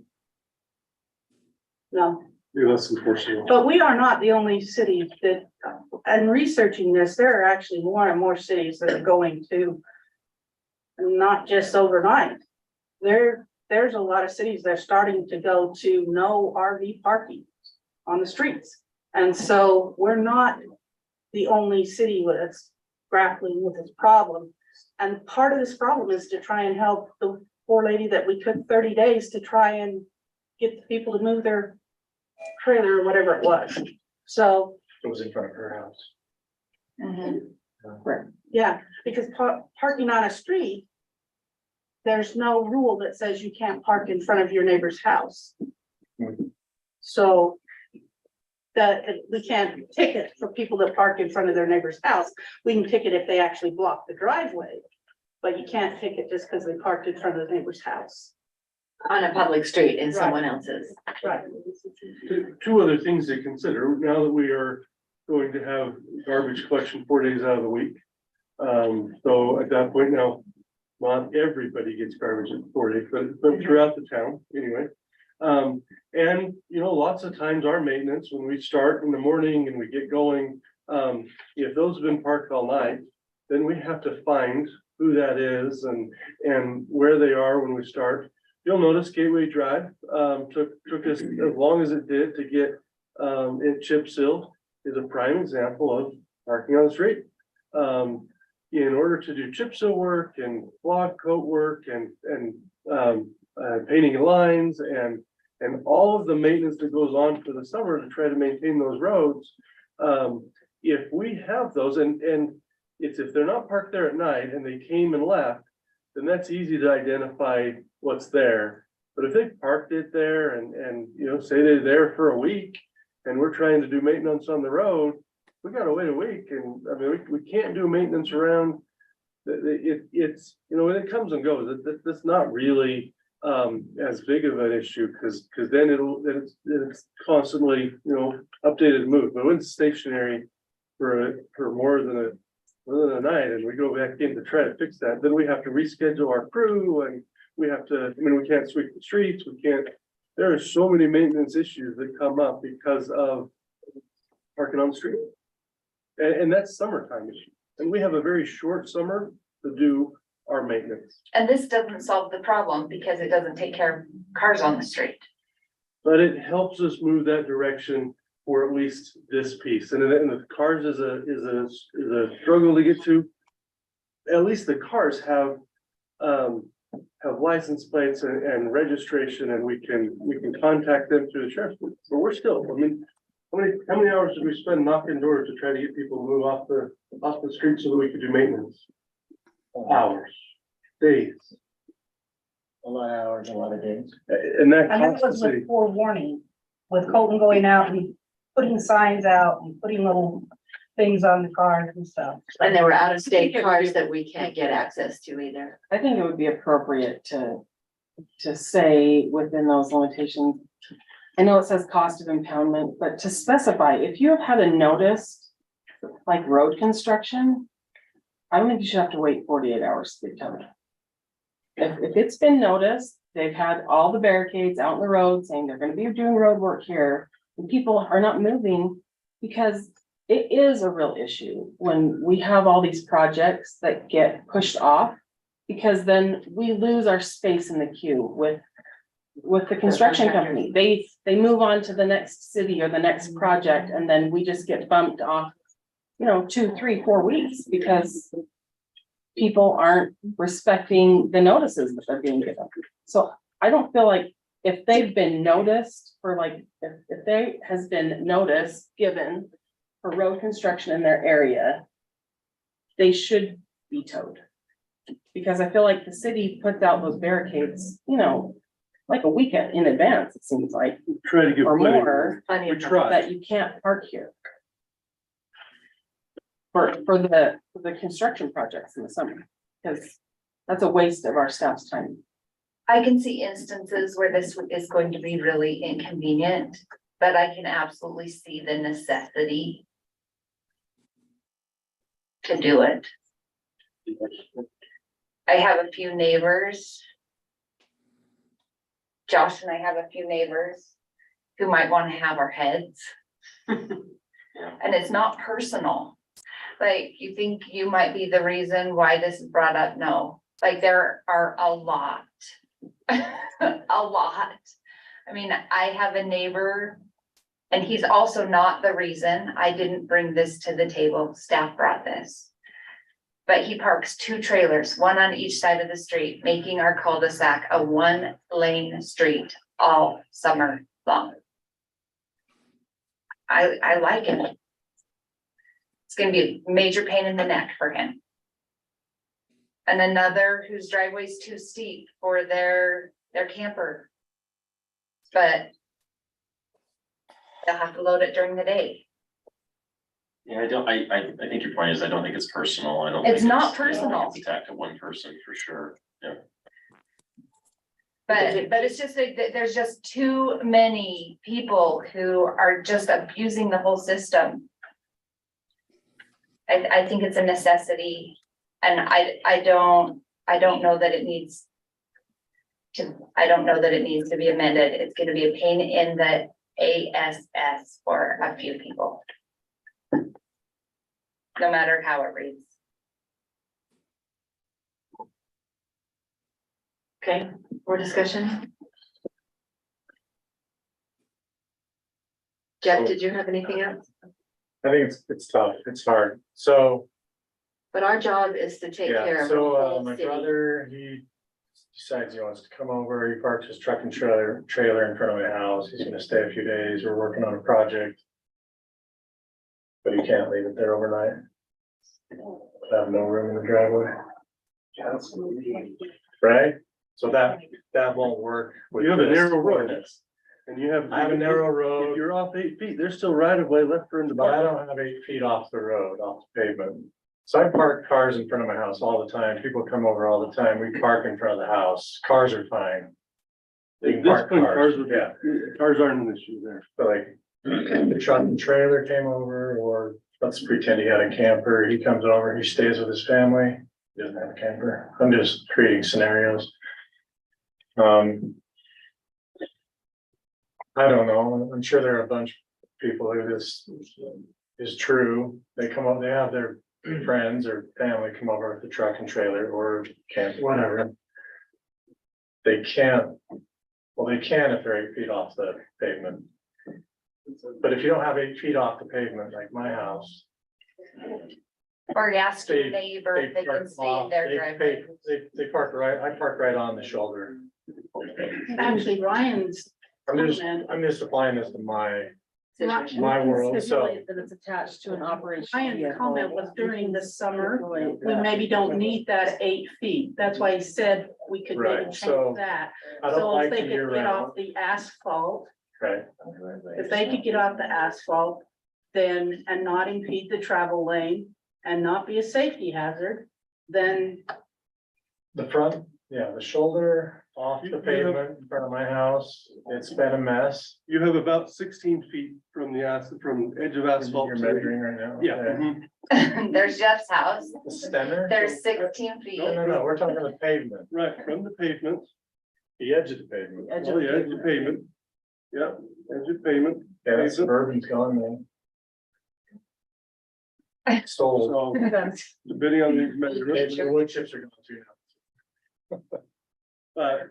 So you've got plenty of room for your brother-in-law and his camper. This is just a scenario. It'll be on your He lawn. doesn't even have a camper. Talking for people who do have people come over, if they're just. There's a hill right there. Oh, I have a question. There's a hill. Clarification of the application of that rule. So if that was that way in the summer, if his car RV were parked off the asphalt, is that in compliance with the snowplows or not? And I bring this up because we have someone who parks like inches off the asphalt, but the snowplows can't drive, they can't drive that close. They need them out of the way. that's why So, the 8 so the winter is, Okay. at this point, the We're not currently talking about winter in drafted this one. This is is year 8 feet round. off.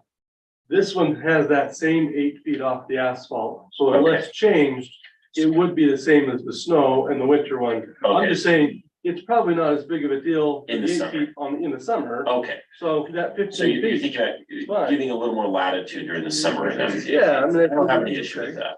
Okay, let's make that change. Let's make it nicer if we can. What are we at, 2 hours on this topic?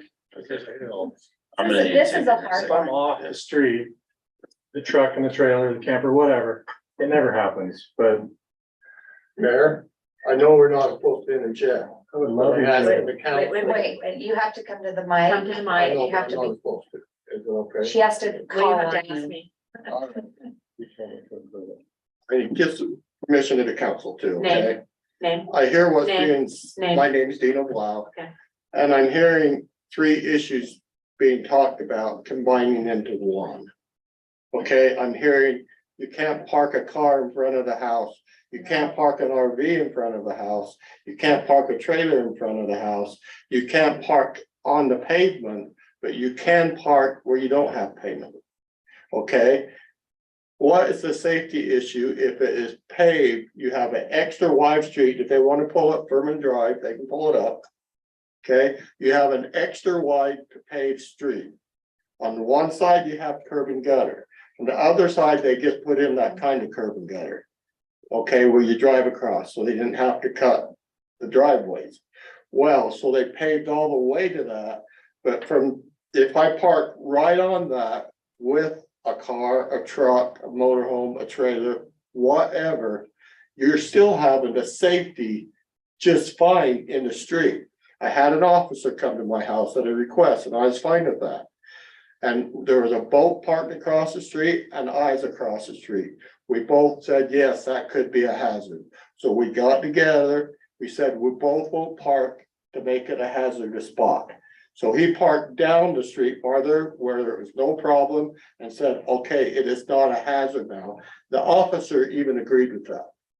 Now, I can't park off the pavement because the pavement goes all the way up to my property. But I can park far enough off the street to where it is still a safe environment. Okay, because the street is a very wide street. And we're saying RVs, we're saying motorhomes, whatever. I have a 1-ton truck that's just as wide as my motorhome. So why is the RV being singled out and not a vehicle? What's the difference? Thank you. So we started out with vehicles and we So, wanted, I'm uncomfortable when we're supposed to have a public hearing and a council discussion. I really don't like crosstalk with the public. I've done this for 4 years now. It never works. It always gets worse. I asked permission. I'm not communicating with you. I'm communicating with the mayor because I've seen this happen over 4 years. Okay. So. all right. we started out with cars and we wanted to make it less obtrusive to fewer people, but move in the direction of getting vehicles off the street, and we can't track trailers. Some we can, but not all of them. And there's a hazard. There's problems. There's abusers.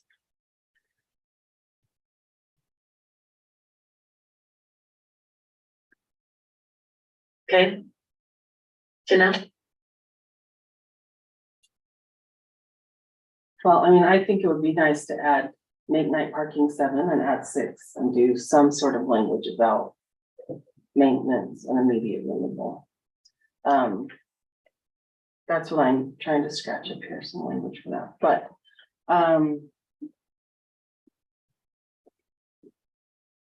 don't know, I feel like I'm trying to think about what is reasonable and what is enforceable. I think those are the 2 things that I come back to. We have to come up with something that is actually enforceable. And the way state code allows and the ambiguity of move is not enforceable for repeat offenders. Like it's just, I mean, we've had that articulated tonight. It's not enforceable to get somebody to just move if they are determined that that's where they're gonna park their stuff and it's an issue for their neighborhood or it's an issue for their neighbor or whatever. I don't feel, that's where I feel like a complete block is actually enforceable. A 48 hours is not enforceable. We've tried that repeatedly to enforce that. And And it feels almost impossible to enforce a 48 hours.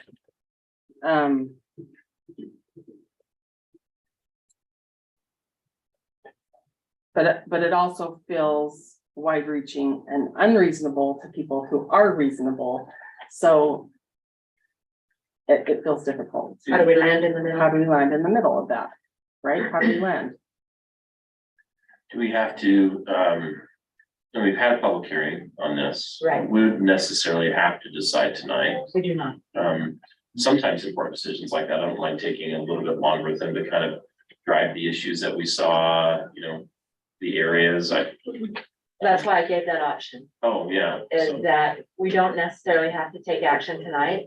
There are enough issues and enough questions about it that we probably need to come back with some other language, as we've heard from our citizens and as we've talked about it.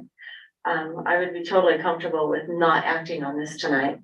I would like to move forward with I was just saying rewrite, make some of the changes that we talked about and come back And then with come back. those changes and look at it again. Would we need another public hearing if we came back with a separate meeting with changes to this, like we rewrote stuff? No, Oh, no, okay. you've opened it up, you've opened the public hearing for the D section. Now, if you added more code sites, if you're adding a different code site, or if you're going to, if you're gonna modify a different code than what these were Oh, okay. included, then absolutely, you need to open up another public hearing for those. If you're going to add, like if it's gonna add the nuisance or somewhere else, then absolutely you need to have another public. So if we were trying to help our snowplow crew, we were pretty much decided winter regulations was a go. We had the language for it. Whether we want to, I don't think we can pass portions of it, but we ought to maybe separate this out, deal with the other part longer, but we ought to maybe come back with our next meeting and have winter regulations and move forward with it. And Yeah, maybe go ahead. Sorry, that's what I was thinking, that we should do the night parking and winter stuff, because we all seemed to agree and feel pretty comfortable with it, and then leave the trailer stuff to do some rewrite and to drive around and to think about it some more. That's my too.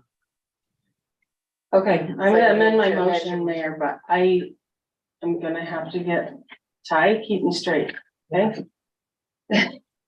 I'll make a motion to amend my motion that we adopt ordinance number 05-2023.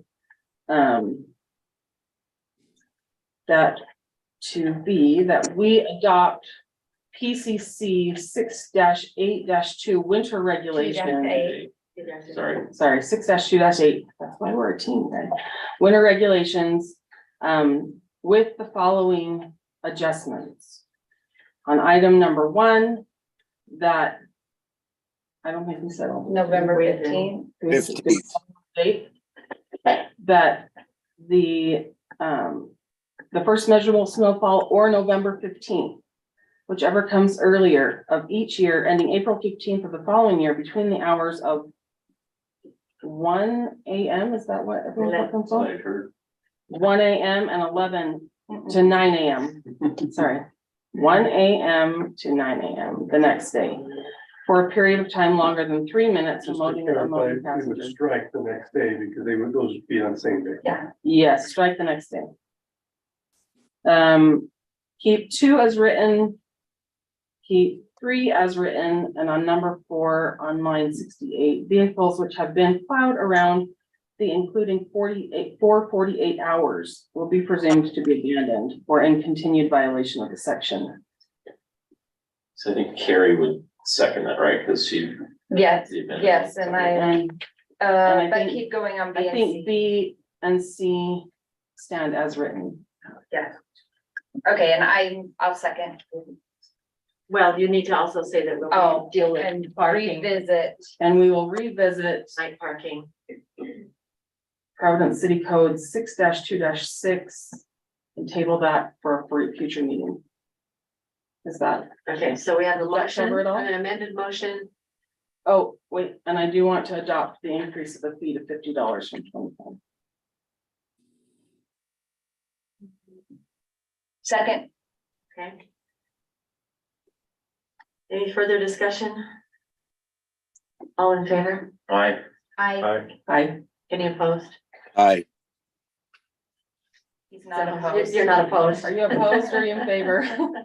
I think you're in favor, right? I in favor. Okay, all right. All right, motion passes. So we'll be dealing with that at another time. So we'll close that item, go to item number 4, resolution 09-2023. Noise variance special permit, well drilling. Providence City Council will review, discuss, and may take action on a resolution granting a noise variance special permit to Hydro Resources for the drilling of a test well for a future planned water production well. So we're drilling a test well.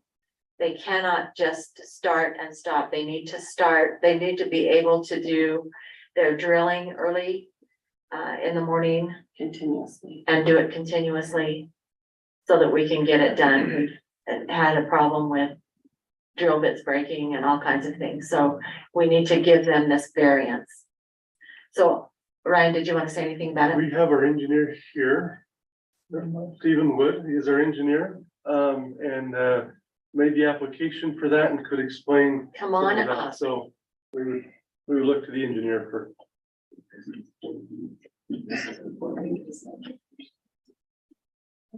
So I guess my introduction, my name is Stephen Wood with Sunrise Engineering. It's been a while since I've been before you. We are working with staff at this point and Hydro Resources to drill the production wells and the test wells for the source identified in the water master plan adopted in 2022. So just a little bit of background, what we've been doing. So we're up at the Dew Tank site, drilling up there. We reached down to a depth of 620 feet and encountered a water bearing formation, which was fantastic news. That water bearing formation then rose to a depth of 170. So it's got some good pressure on it, but it destabilized the formation. We were drilling open borehole, which means there is no stabilizing fluid to keep the hole open. That rush of water basically destabilized the overburden above the bedrock and caved the hole down on top of the drill bit, caused some excitement. Moving forward, what we would like to do is go to a different method called mud drilling. What that principle is just filling the hole with a positive, basically a higher density fluid. You add stuff to the water, make it denser, helps hold the material back, helps to hold it open.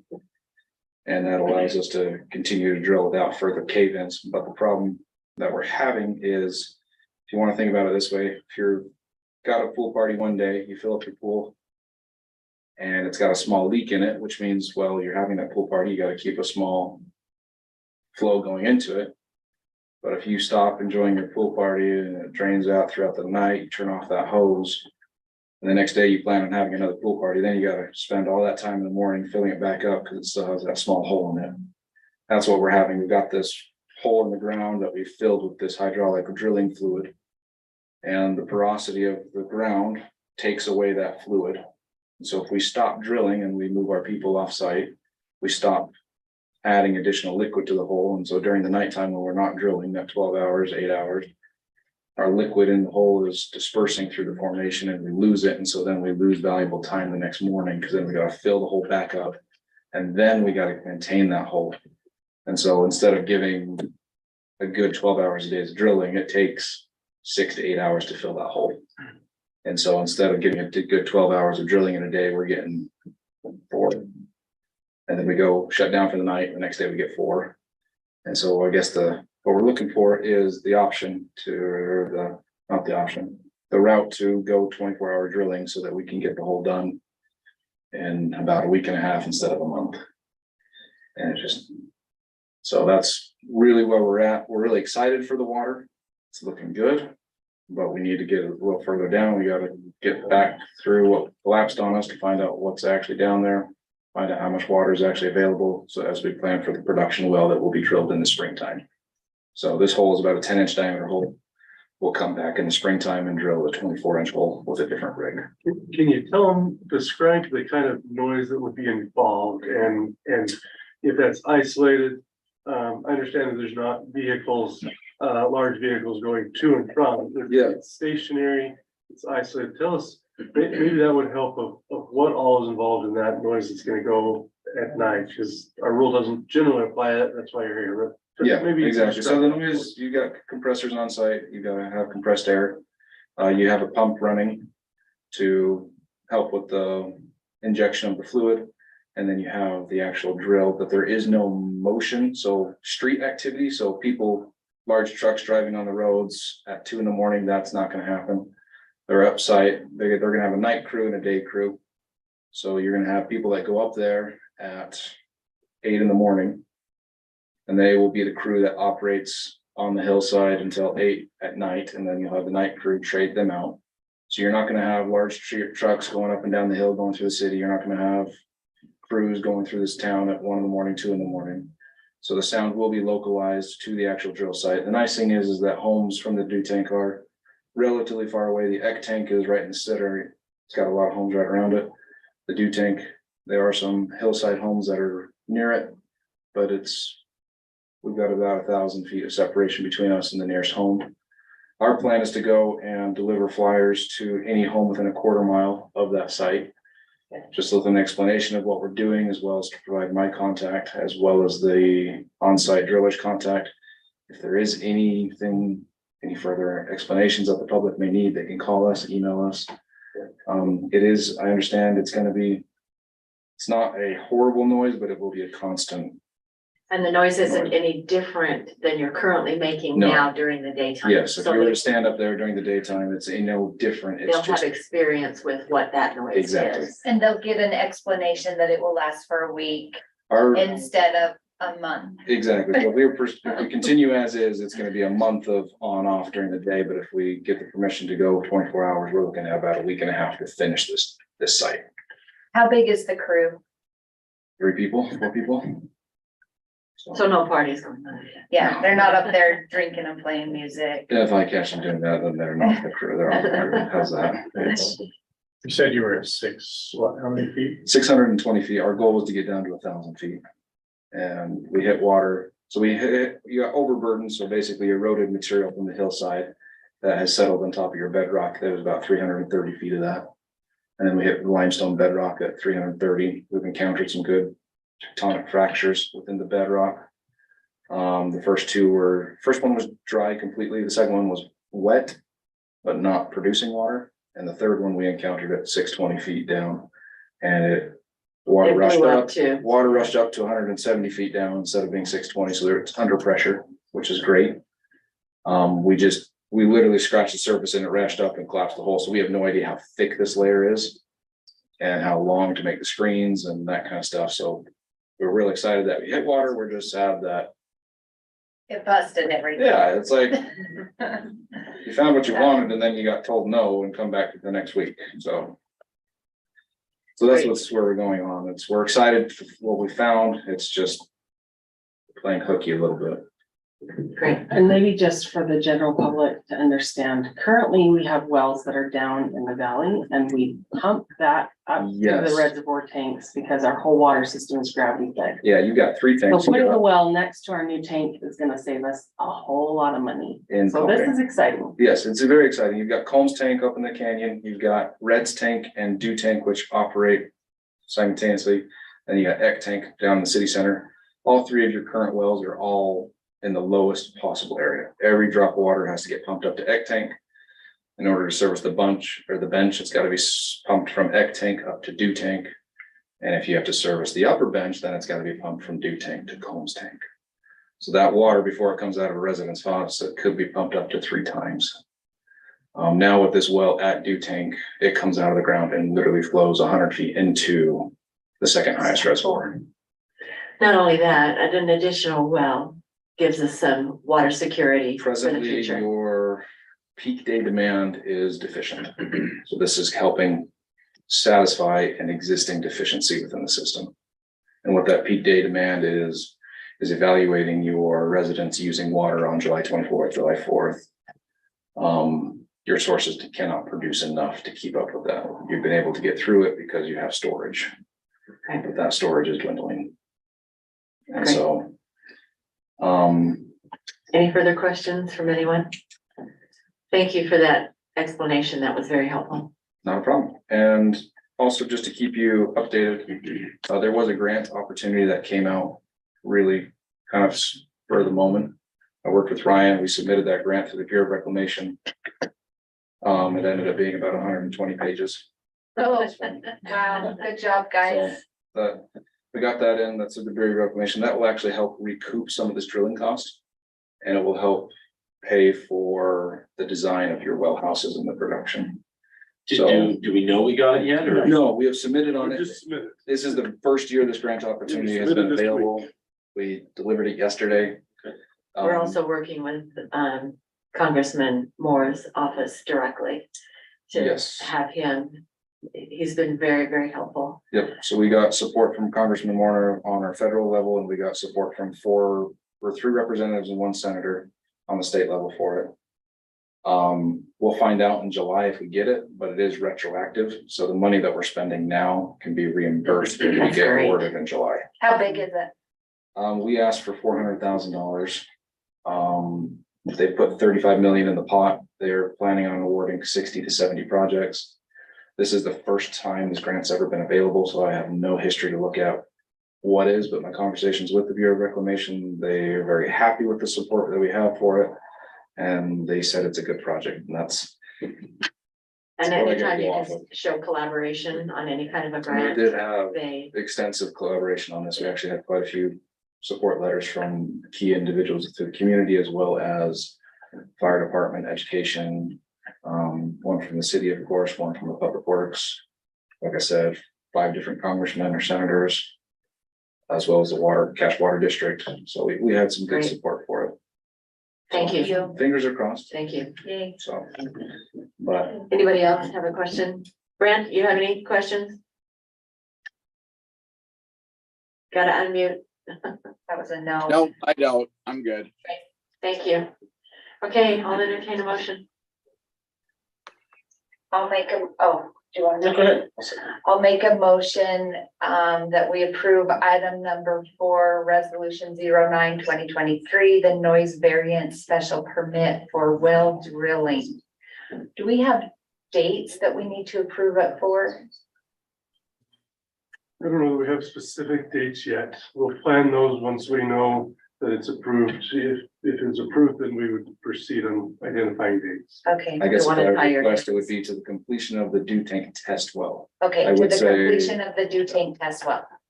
The production well will come in the spring, and that would be a different. noise Variance if variance. needed. So I'd like to close this one out. Great. We have a motion. Do we have a second? Can I do have one quick question.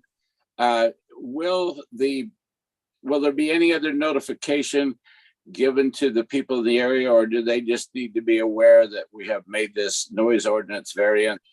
And will we address it in the city newsletter? How are we gonna let the public know? What I would like to propose is I will deliver flyers to any home within a 1/4 mile radius of the dew tank well. I would also like to propose that a notice would be placed on the website. Or on the social media page of what's just going on as an update, but we will be making flyers and dropping them on the doors for a 1/4 mile radius around the dew tank well. Are you gonna give them like a proposed finish date? I think that's what we're asking. So I have a copy of the letter that I proposed to send out. I don't know if the council would like to read it or. No, just answer. Have you got a Basically, it date? just says from daylight drilling to, operation this week to next. So basically, we're just saying the next 2 weeks. If it's Once approved it's tonight. approved and delivered. Yeah, once it's approved tonight, I think we'll have some more delivery up there on Friday, and then we'll be starting our 1.5 weeks of hopefully drilling. Great. So, People should be able to understand that, I would think. Okay, so we have a motion and a second. All in favor? Aye. Aye. Any opposed? Motion carries. Thank you. Thank you Thank you so very much. and just for your Go team. information, after this test well, we will be drilling another test well up at Combs Tank, which is outside of the city limits, but. So we do have that budgeted. Great, thank you. Can you do that before winter? Like, what is the We're weather sure stipulations trying. for that? Certainly are, We're sure trying. if we can get this one This done. whole collapse has delayed us about 20 days. Okay. So when we first brought the well drillers on, we were all like, yeah, no problem. And then, anyway, we're hopeful. Depends on if it snows in November. Depends if it snows in November. Before We are the- hopeful. But we're watching the weather closely. Great, thank you.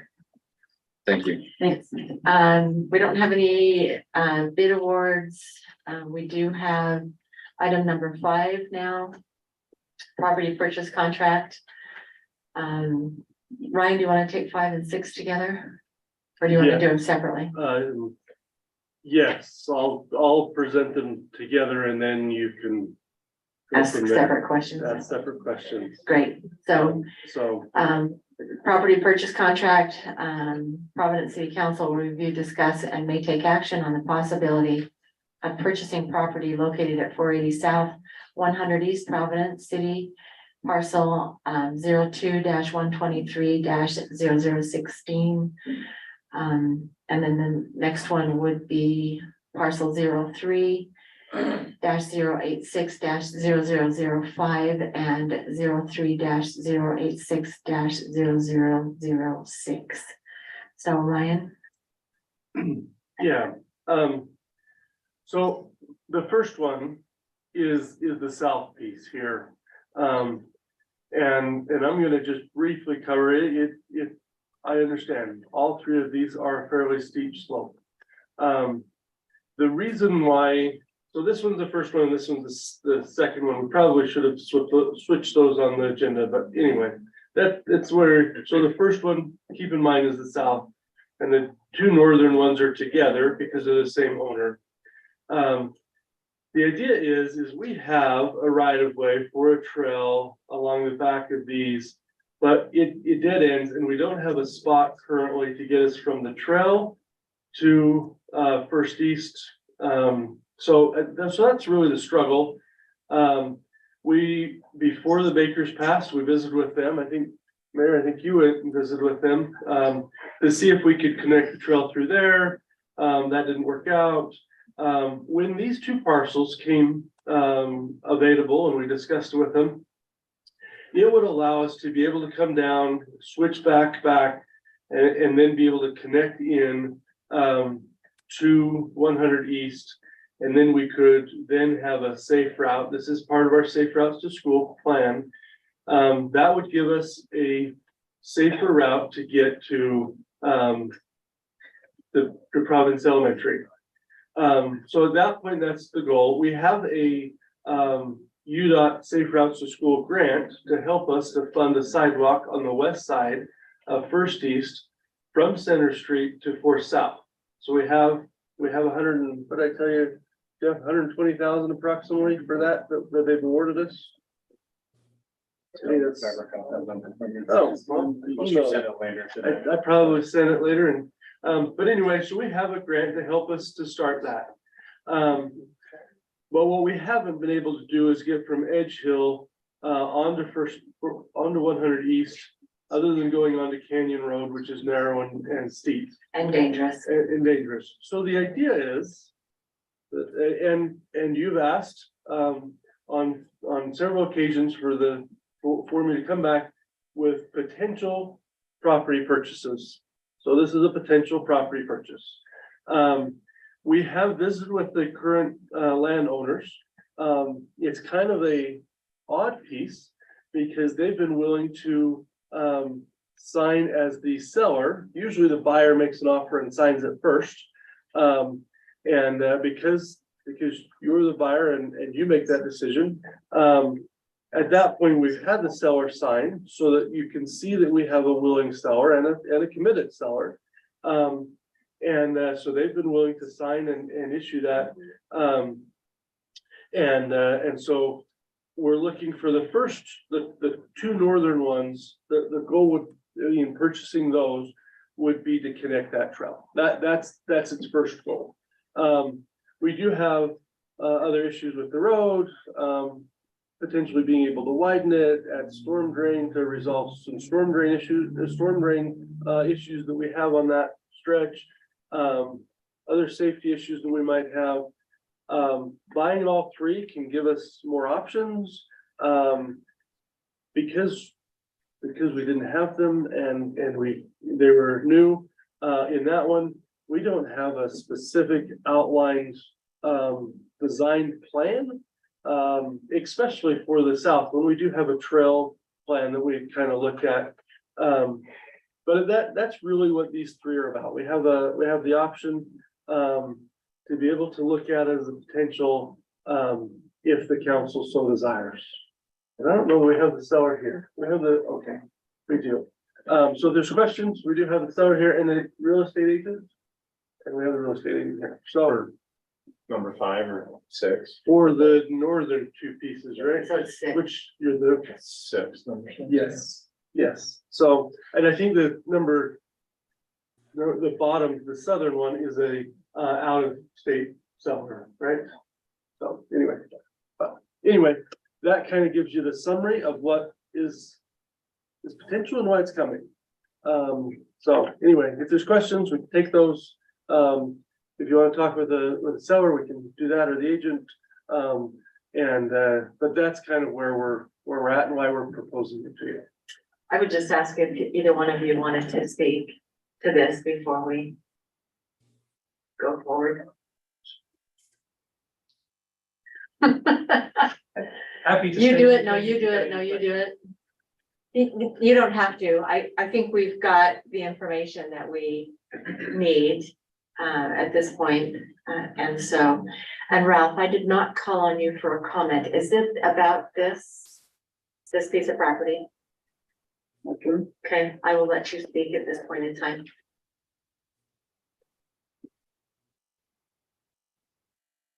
I'm Ralph Daniels. And my first question is, on property 5 and 6, do you need both of those in order to make that trail? First of all, I think the trail needs to be done because I see people walking on 100 East and it's not a safe place to walk.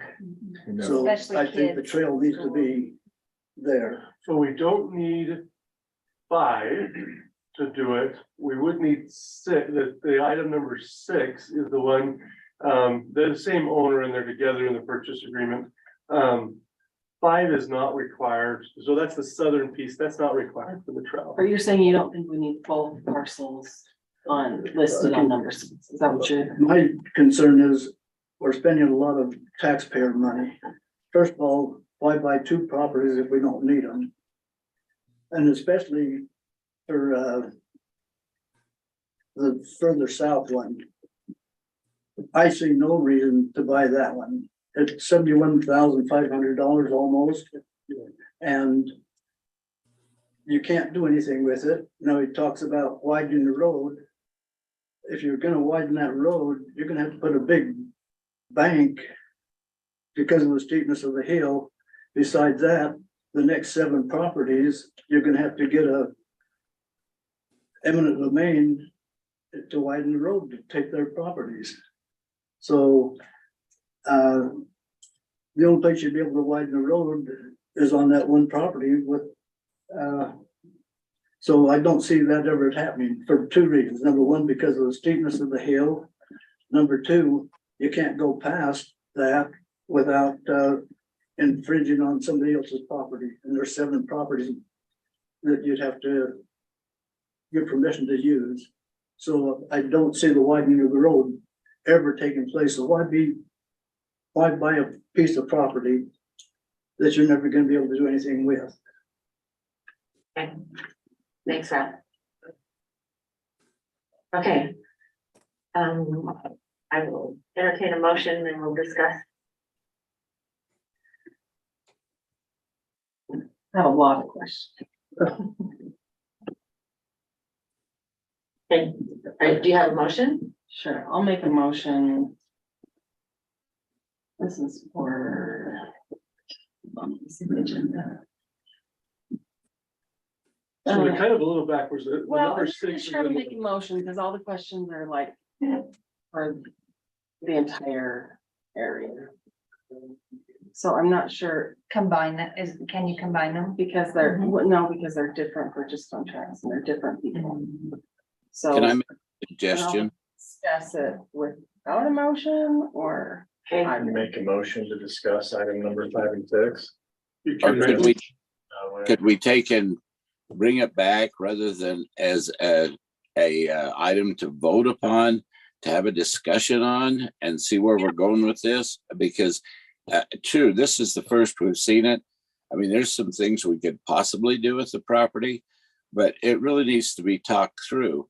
This is kind of out of the blue. We didn't have anything really leading up to this other than we need a trail. And I'm like Janelle, I think I got a lot of questions. I'm not sure I'm ready to entertain a motion or even second a motion or vote on it. We can make a motion to just discuss. We can just discuss. You don't need a motion to. Okay, so we can just discuss this and we don't ever have to take action if we don't feel like it's necessary at this point. So let's just have a discussion then. So I just took a walk up there before this meeting, and I think a trail there would be nice, but I don't know. $180,000 trail, and I don't know the history of the area and how many people. I guess if there's a trail there, everyone up in the neighborhood above there would have a safe route down to 100 East. And to the school. And to the school, but I was curious about all the sidewalks from that point at 400 South to the school, because the sidewalks there are on and off. There's sidewalk, no sidewalk, sidewalk, sidewalk up and down. Is it gonna be on the It's a east side of patchwork the? quilt. It was really Robin's fun. is I a took patchwork a bunch of my kids. We walked clear up to there and it was not safe. We took the not safe route. And I just thought if there were an awesome trail on the side of that road, just the sidewalk, and we forget the properties, but if you had some sort of walking trail on the side of 100 East that went up around the corner. That's the goal. I mean, obviously, we've applied for funds. It's now available to design. So we're just able to start designing, because it had a delay in the time that we could utilize the funds. We were awarded it, and then it takes time to get there. So we're looking at the design of the sidewalk. It is on west side of First East to go up. That's what we're looking at. Well, and it would be a sweet, grant opportunity for safe route to school. Yeah, I definitely safe routes just would. How do we get across Second East? Project. Are we gonna put a stop sign in? First East. First East. How are you gonna get across there? I mean, that has to be part of the plan. Well, that's one of my questions, Brent, is that with the parcels presented, it doesn't get us to 400 South. There's still that corner. Yeah. That used to be owned by the Bakers. Because we're not gonna put a school crossing walk at a mid-block crossing.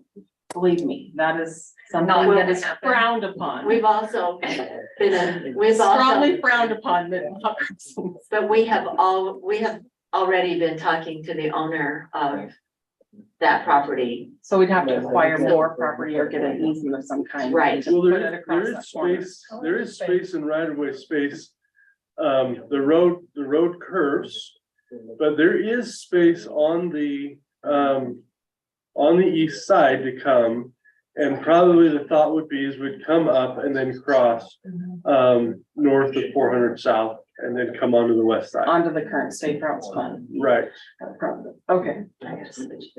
And again, how do we get across there? You're gonna, just what Janelle said, a mid-block crossing, that's not good. It's gotta be an intersection or something. It's, At the intersection, we would be at the intersection of First East and Fourth South. okay, would that be a stop sign? What is your proposal there?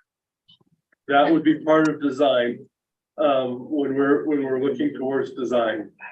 So, yeah, at that point, all of it hasn't been designed. The opportunity came available, so that's why we're bringing it up.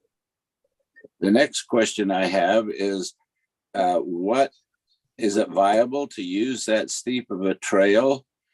What the grade that it would be?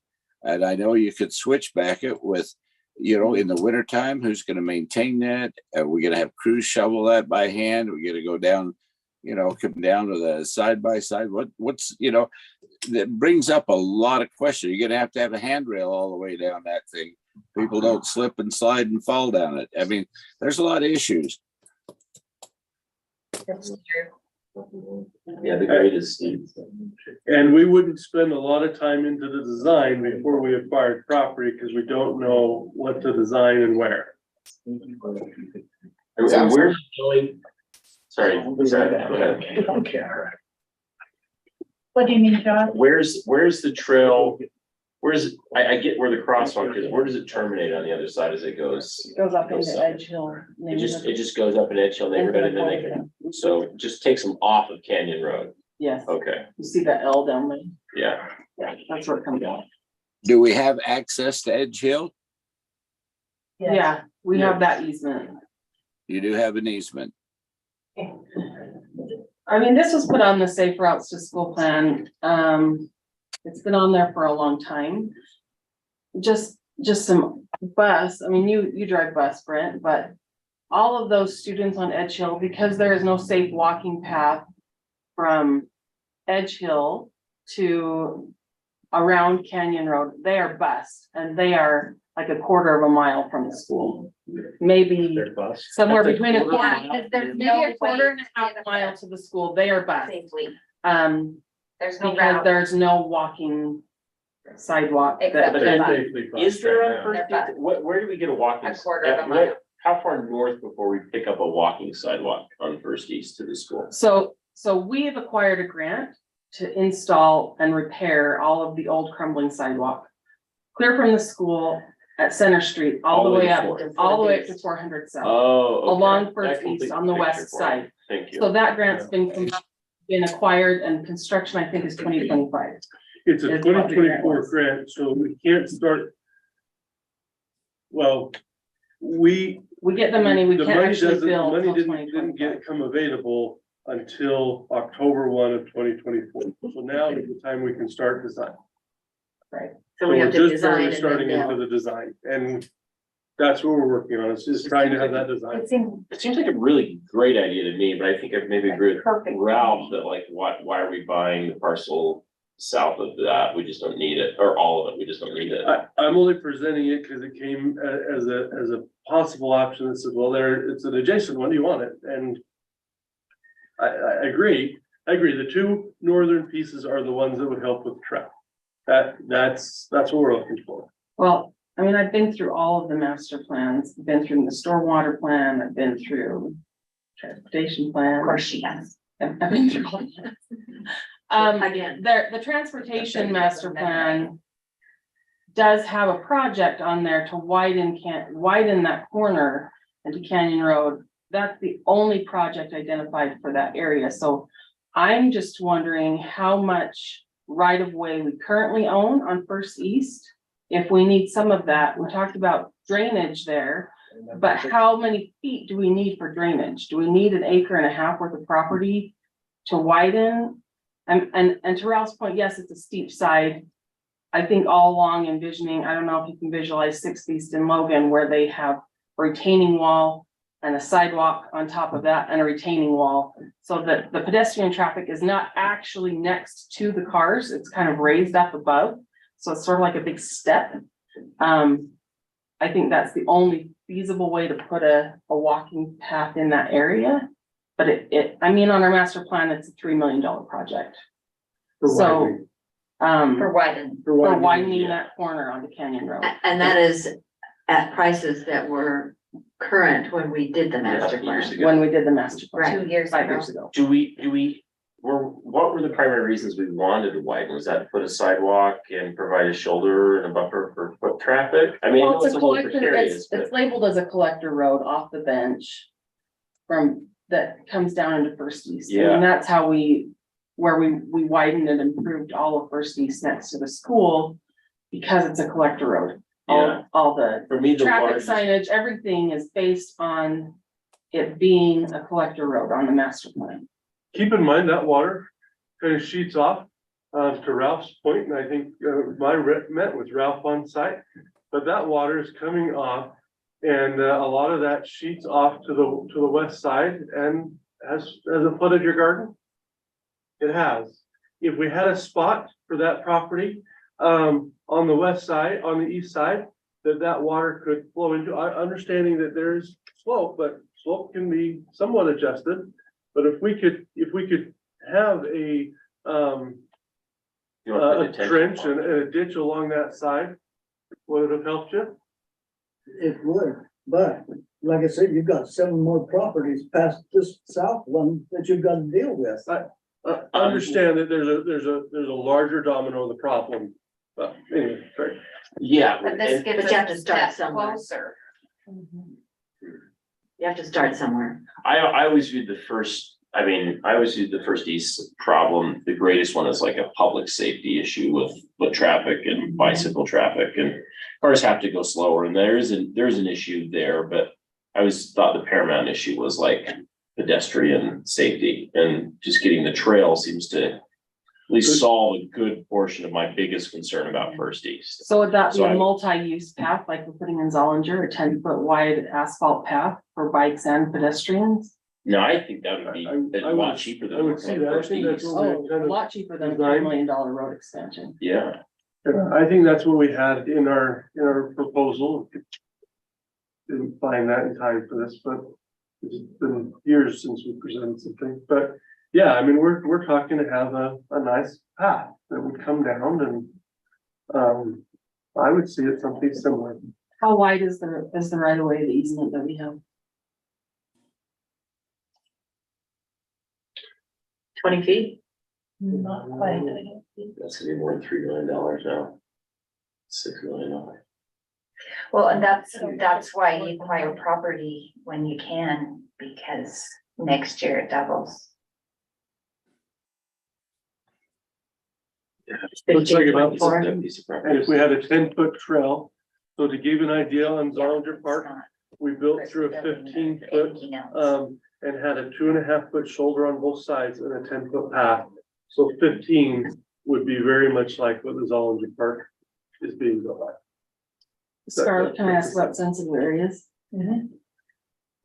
Because I think that impacts the price of the land. Are those, like, the slope of those parcels, are they unbuildable? Brian, can you pull the Yeah. red? Are they unbuildable? I think that affects the price, and I also think it affects whether the trail needs to have a switchback or not, because Yeah. is somebody gonna bike up that? It feels Land like in it the needs- ditch. It feels like it would need to switch back, and it might, Brent's right, it might need rails, it might need a rail in a couple places. Could even have to transition to steps, we have some in the neighborhood where it just, you've gone too steep and it really needs to be stepped Steps. rather than. Mhm. So how would happens that function with a bicycle? I don't know, I think it's They totally drive can down be them. engineered, but it They might have to. drive be, down. there might be Right, so we switchbacks might and need more width for a switchback. And then you might want the property to the south if you need to go ahead and, Switchback. make an S curve all the way up there. So the property to the south, as you can see with the red, Ryan's pointing to it, the red is 30% slope or greater. Yeah. Which is not buildable for structures. However, if we are going to put a utility in, a road, a trail, we can, as long as we make sure we do our engineering properly, we can disturb that 30% slope for utilities. That is one exception to the rule. So the piece to the north would be very difficult to, the piece to the south would be very difficult to build on. The two pieces to the north, they actually, especially the furthest north one, they could probably have a home on it. The problem of that is then when we do decide to do something to try and get it down off of there, then we've got a front yard and all kinds of stuff that we probably won't get for what we could buy the whole thing for right now. So that's kind of what we've dealt with in the past. We've looked at certain pieces of property. The councils have decided not to purchase those pieces. Then they come back 5-6 years later and say, let's go for that. And we make offers and they're selling them way more. I mean, there's one up on 10th South that everybody knows about that we would have loved to have, and we could have had it several years ago and now we can't. And there's one over on 100 East that would have happened the same way. And so it may not be buildable, but there is some merit in, and I don't know if it's worth 75,000 in all honesty. I think we took the assessor's value. So we took the tax assessed value, that's where the value is coming from, is the tax assessed value. So that's why the value is what it is. Because we've been able to take that as instead of paying for a special appraisal for it, we've taken the appraisal that the county has done on the piece of property. The other thing we can do with it, we can utilize it for stormwater. We can do certain things along there. And Ralph is right. There are additional properties we'd have to acquire if we wanted to widen the whole road. But then I think it was Carrie or the mayor that said we have to start somewhere. So it's, I don't know. On South one. I have a suggestion. Maybe this is way out. Maybe you wouldn't think this is any merit at all. And when it comes with a question, but you know, there are certain dog owners that would enjoy a parcel where they could bring their dogs and let them run and have it fenced and enjoy some benches or something where they could sit, be with their dogs, such as down on the Logan River with their dogs. You know, I don't know if that would be something that would be interesting. I know it might be problematic to the neighborhood, but it is down over the hill from the one and uphill from the other. And down on that lower parcel, the furthest north one, possibly some parking could be created where they could, and designing in this all the way, stormwater containment and so forth, and even going a little bit further north. I don't know what it is about maybe getting access to that property. We'd probably still have to buy that, you know, that section to be able to cross 4th East.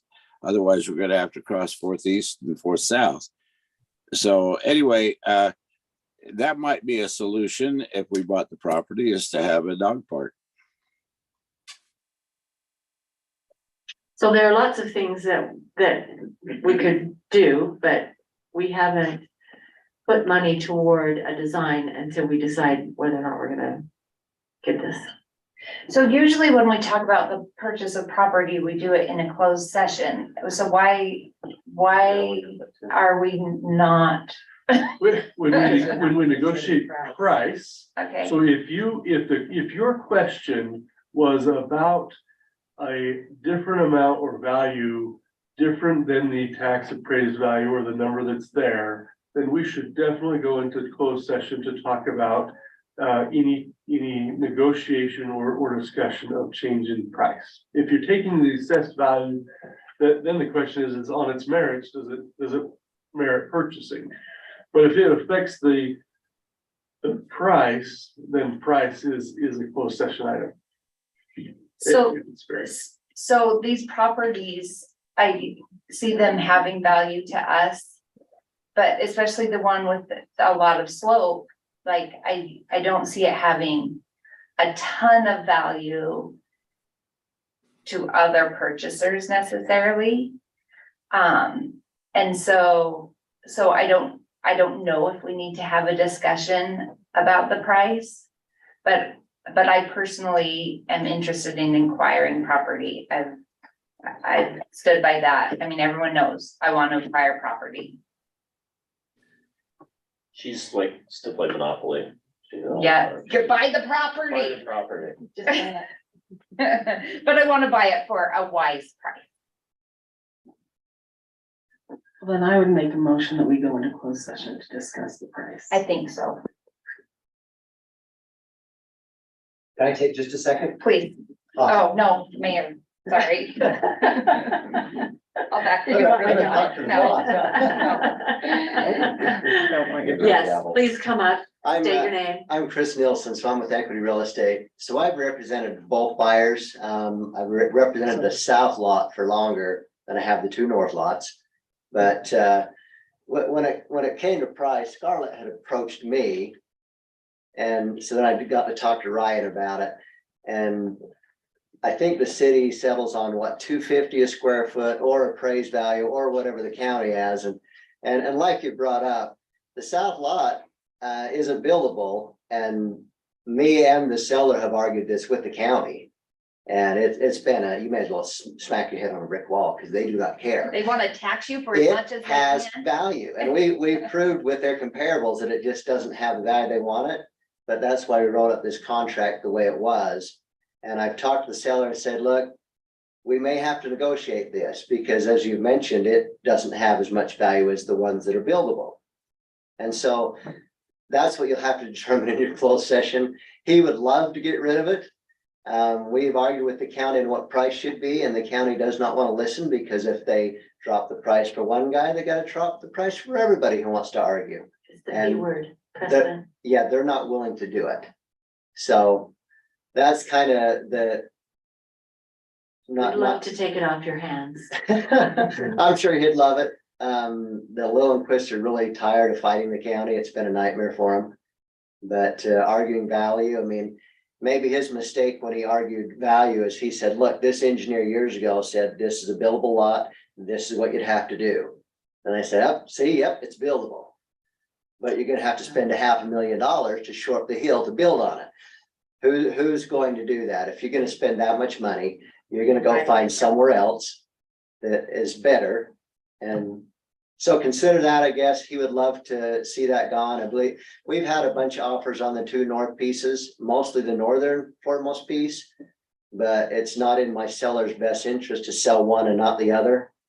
Because if the most buildable we sell to somebody and then the other and you can't, well, now he's getting taxed by the county on full price because, hey, this lot sold for this much, so your other one's worth this much and we don't care. So that's the input I'd like to give is when you're looking at price, consider what the county's done and maybe they're not right. Especially on that south parcel. Thank you. Well, as you can appreciate, we are looking out for the city and looking out for what's best for And us. I'm with this gentleman here. I hate wasting taxpayer dollars. If we weren't wasting taxpayer dollars, we wouldn't be 33 trillion in the hole. But somebody loves to waste money. And I don't know who to blame it on anymore, you know, we don't want to have a political argument, but somebody loves to waste money. And so. Well, and we want to use these properties to do good for the city. Yeah. Like, we want to use them not just to preserve land, but to add value, to Yeah. get kids to school safe, to retain water, to do things that will be of beneficial use. And as Ryan had mentioned, the purposes for it, if you widen the road, yeah, you may have to get more properties, but to access that trail, and I had a client call me yesterday that was interested in the 2 north parcels. And he said, well, I've walked up to what they consider a trail and it's a ditch because the ditch was created for runoff. Well, obviously if it was bought, right, we could create what it's intended to use for. And since I don't live in the area, I live in Paradise.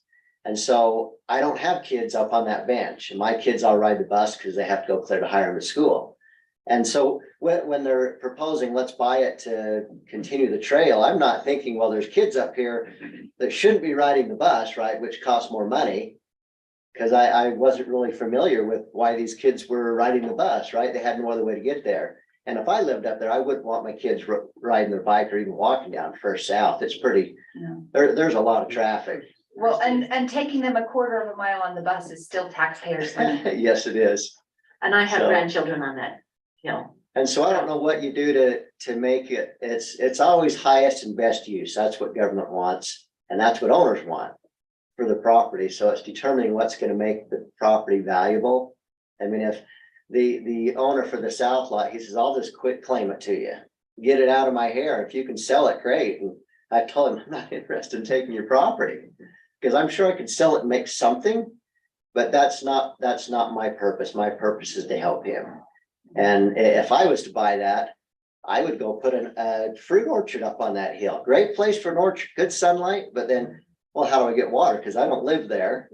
I have no access to water, so. And it would it's, all run into Ralph's It would all run in the poor backyard. Ralph's garden. I should go help Ralph garden and It's too steep. it's pretty steep, but apple trees do really well.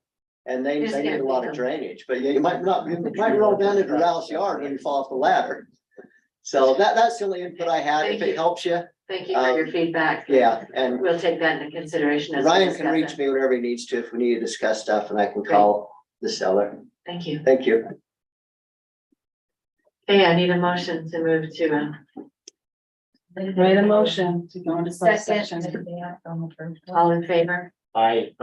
Hi. Brent? Aye. Any opposed? Motion carries. Thank you all for coming.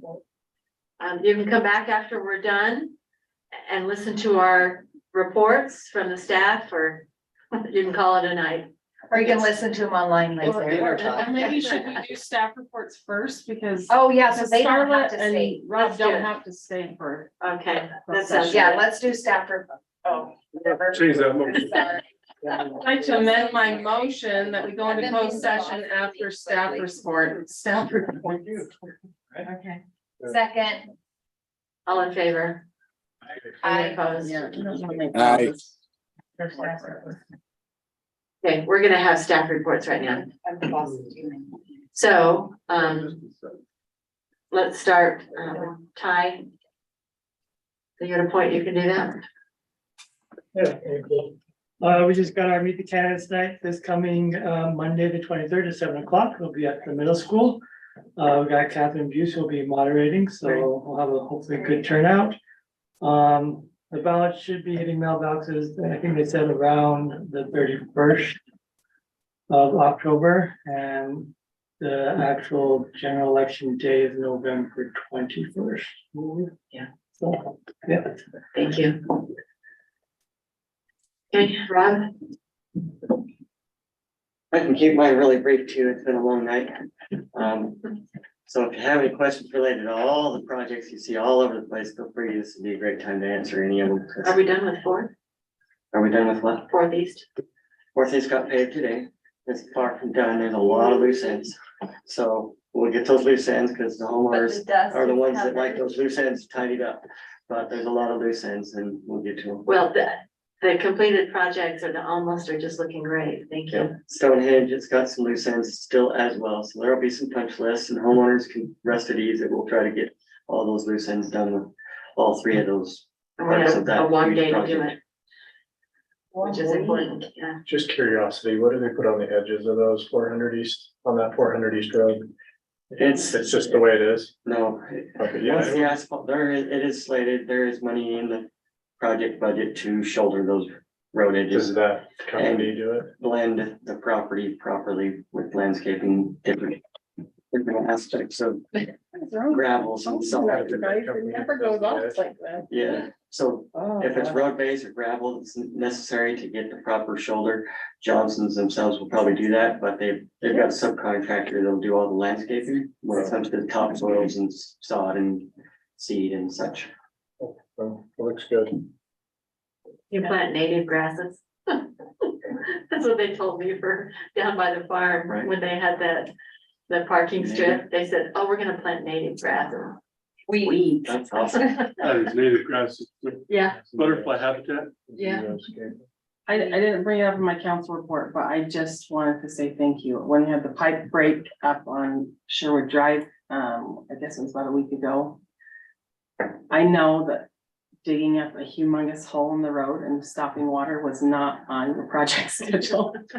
No, it made for a So, very long day, but I really appreciate all the work that you did there and. And the neighbors did everybody too. just jumping on that. I mean. I know you guys don't live on that road, but it was a river of mud. I have no idea how many gallons of water gushed down that road. Down Sherwood Drive. Oh, sure. Yeah. yeah, I'll make Tons this of my version of that initial emergency super brief, but so I was leaving the shop when my phone went off, which was the dew tank low pressure alarm. So I've got a million alarms to alert me in a million different reasons. And when dew's tank pressure alarm went off, I immediately went straight to my mind went to the well drillers are messing with my stuff at the control room at Dew Tank. So I floored it up Center Street, just getting fired up, thinking that those But you drillers you would did play. speak, did you? Not speed, not speed. Not like, Floored. not anywhere near. You have to near get Center out Street. there to even get up. So. But I was moving to some degree, probably faster, at least in my head. Backing up his convention. We're just giving you that time. Okay, well, had- In my mind, I was racing. Yeah, I was racing in my mind to get to those well drillers and Blood put pressure things is back rising. on track. But as soon as I made the right turn, so it had only been, a few seconds of getting up Center Street, making the right turn on the Sherwood when I met the wave of water. Almost at Eagle Nest is where the water had made it to from Nottingham when I arrived. And so I was really fast responding. Because you were mad. I was headed up to the reservoir and then I had to apologize to the water guys because I was pretty upset with the wrong people. It was just that valve's bolts time to go and I'd never seen a valve, an 8-inch gate valve, generally Instantly flooded people's houses. when the bolts rust, there's 8 bolts in a valve on it typically. And you'll get those bolts that are rust and they'll come apart and you'll get a bad leak. But you generally don't have all 8 decide to go when it starts to leak and pop the whole top off. So that's why it was so much water. I had, in almost 30 years, I've been fixing water leaks and I'd never seen a bonnet come all the way off like that one. So it's always something fun and something new to learn. Well, Should you take pictures? of yeah, yourself the people there? who were flooded There's pictures. they were There's pictures of so it. appreciative I'll find it. of your efforts to pump out their window wells and at least minimize the stuff that was coming out. But yep, we got her done. All's well. Thank you. Thank you for all the things you do. That's mostly what I have to say. Okay, any other questions? Thank you. Anything else? You can go home now. Thanks. Start it.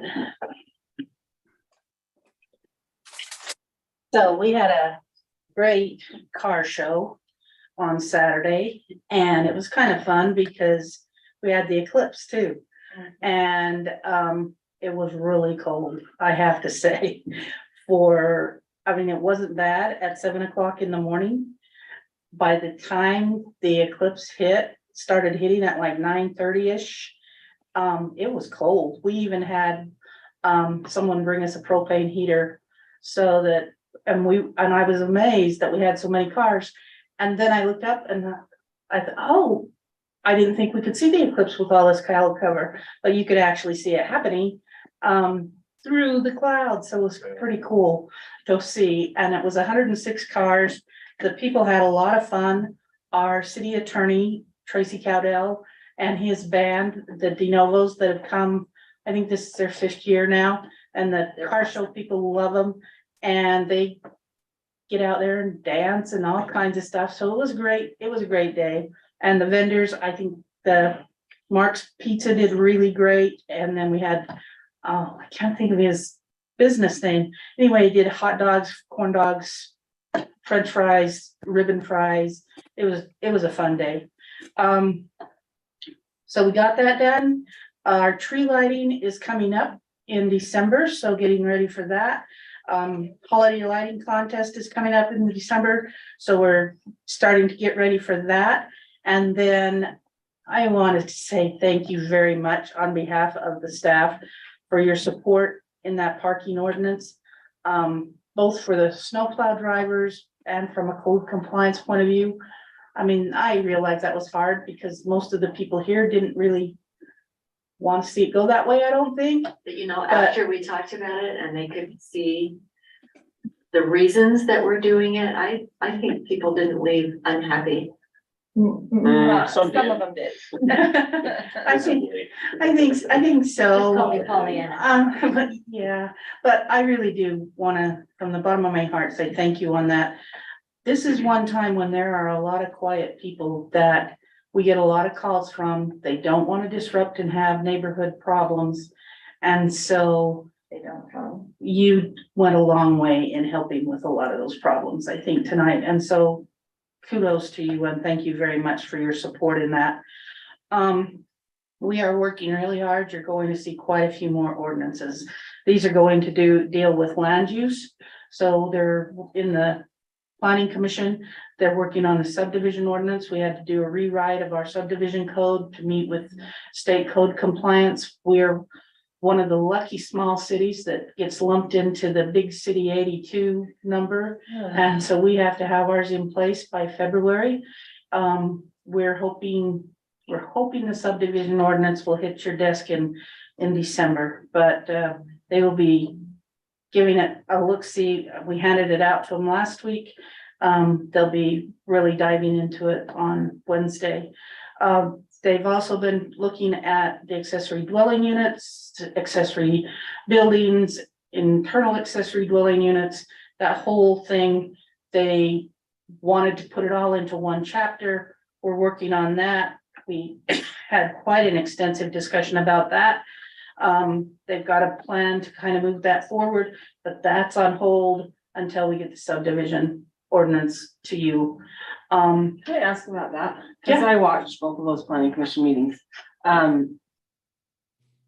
What are our biggest hurdles with our moderate income housing plan? Because I know we adopted our ADU ordinance initially because of House Bill 82. But I just know that it's really hard to show progress. We actually adopted a little bit before. We were a year ahead of that game. We heard all about what was coming and we did adopt a little bit before. It is really hard to show progress because I had someone in my office and it wasn't an ADU, it was something else they were doing. And they said, well, I don't want to do that because if I go to the county and tell them that's what I did, they're going to increase my property taxes. And it had nothing to do with ADUs. It was another improvement he was trying to debate on whether to do or not. That has been our biggest obstacle. And quite honestly, on all of these internal ADUs is getting people to come forward and identify themselves as an ADU person.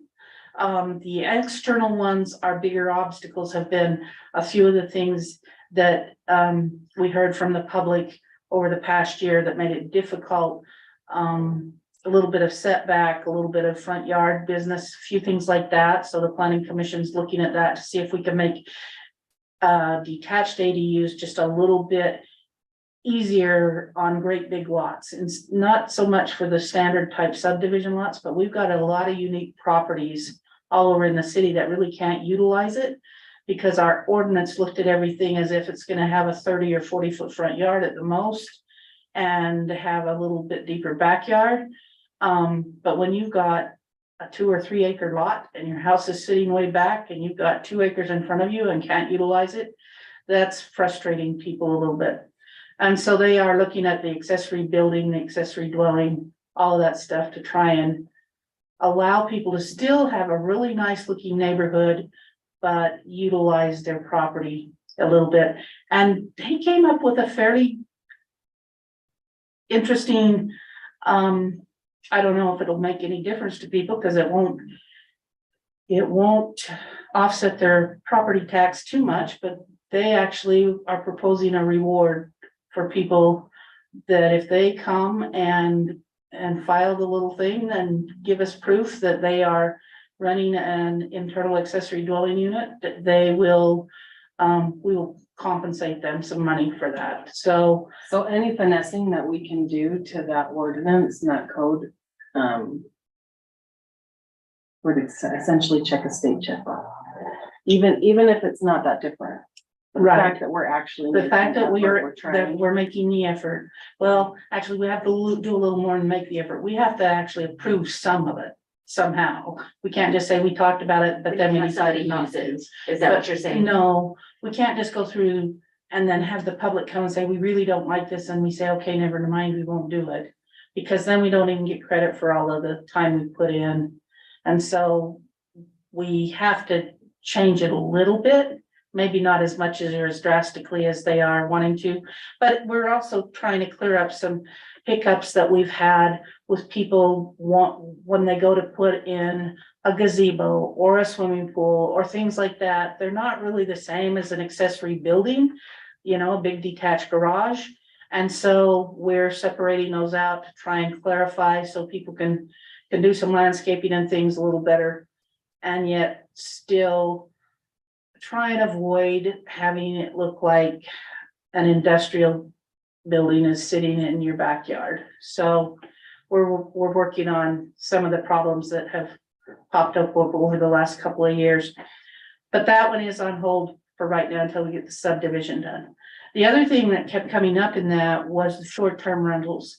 And so I hurried and put together, I went through, looked at some other codes, put together, I just barely sent it to staff. But along with the ADU, we will probably have a draft of short-term rental because they kept getting really, and I can see why they did, they kept getting, well, how's this gonna impact the short-term rental? And there is something to that. So we will get that done. On the construction side of things, as far as development goes, Homes on the Knoll is going to start over on Center Street, or not Center, Sarah, off of Spring Creek Parkway. That'll be where their first phase is. And they will start the first phase any day now, actually, as soon as Did we they. get the connectivity issue solved? Connectivity to Logan? No, that's Shoreline. Okay, so it's not that one. It's not that one. They are actually moving dirt now too.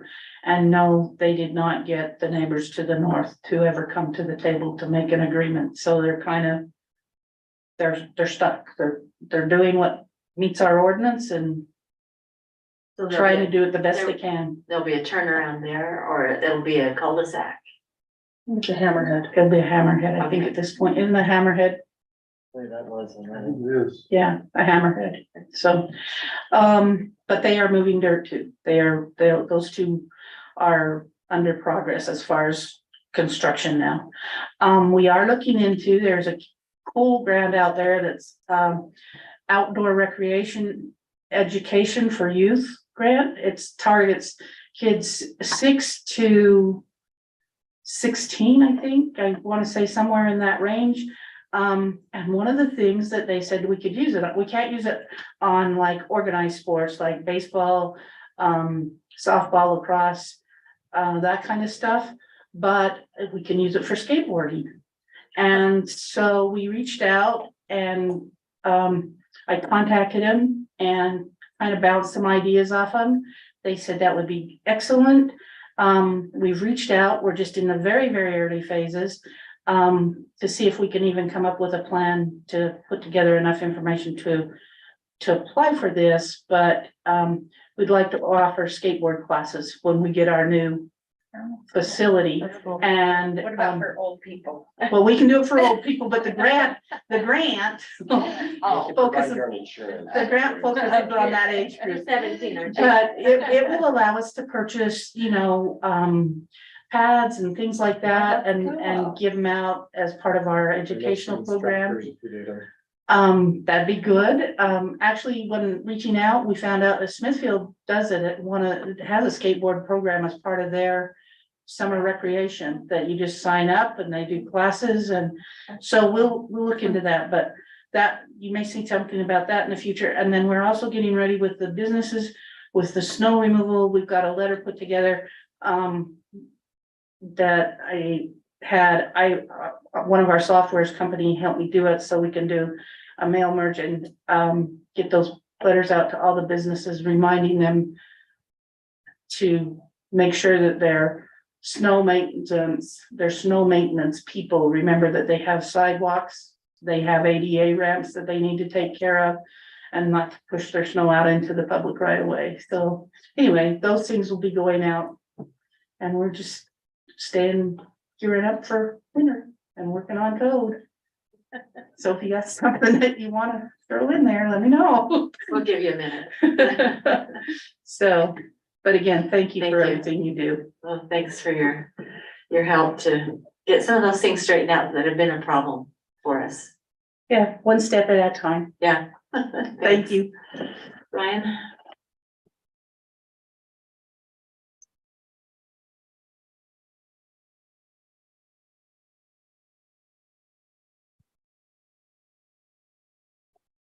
It is always interesting to get to the point of implementation of the plan.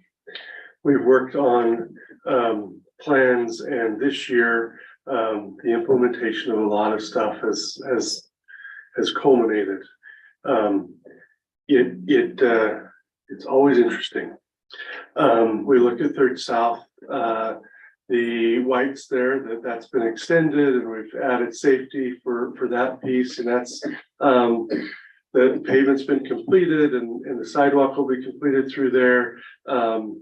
You know, it's been years ago, and we got notice that there'd been an accident right into it. And but that piece has been completed, which is fun to see that we start to see some of these dominoes come into place. And the trail through Zollinger Park at this point, it's projected to be paved on Friday. We'll complete the trail through there. And help to increase the safety and that from the elementary school through Providence Elementary or through Zollinger Park and all the way to Macy's. The light there should be put in within the next, I think, 2 weeks. So that project should finish up by the end of October. That will allow us to have a 1 mile track through and around Zollinger Park.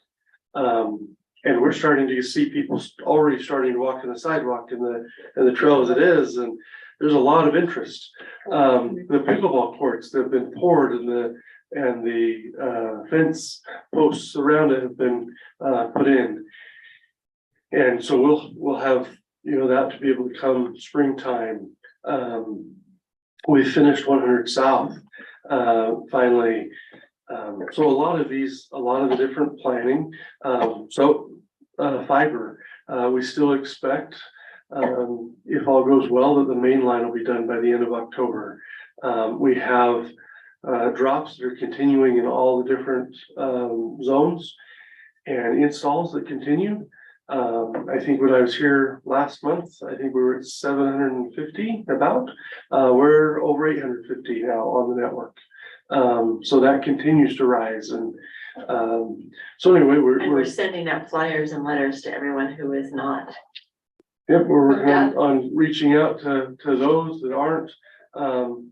Some that Strata wasn't able to contact because either they weren't home at the time they were knocking or whatever. They've attempted to knock every door twice at least to be able to get that initial conduit placed, and then the fiber, and we'll get fiber blown in, and we'll have another set of customers that can get on. It seems to be a process to get the main line put in and the drops put in and then tested and placed, and so our contract there goes through April. So we've had a lot of those coming on, and as we continue to turn on the last of the zones and sections, there's still quite a bit of interest, and so we're seeing that work continue. So anyway,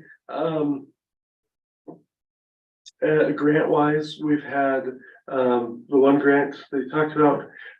We're hoping to see what that one does. We applied for the COG grant. We weren't successful there. But we continue to look out for different projects and different grants and make improvements so that we can be able to fund different projects and have the assistance of outside money and bring that back. So anyway, that's kind of the report. We appreciate the ordinance. That's a tough one. Like Parrot Scar out there. We certainly appreciate the help. That is a problem that we've had, and we appreciate your understanding and support. It's not always easy to bring our problems to you, but we appreciate your support when we do.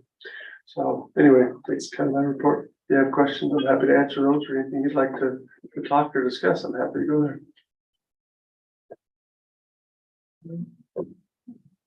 Thank you, Ryan. Thanks to all of the staff for the reports and help keep everybody up to speed. It's too bad we lost the rest of our audience.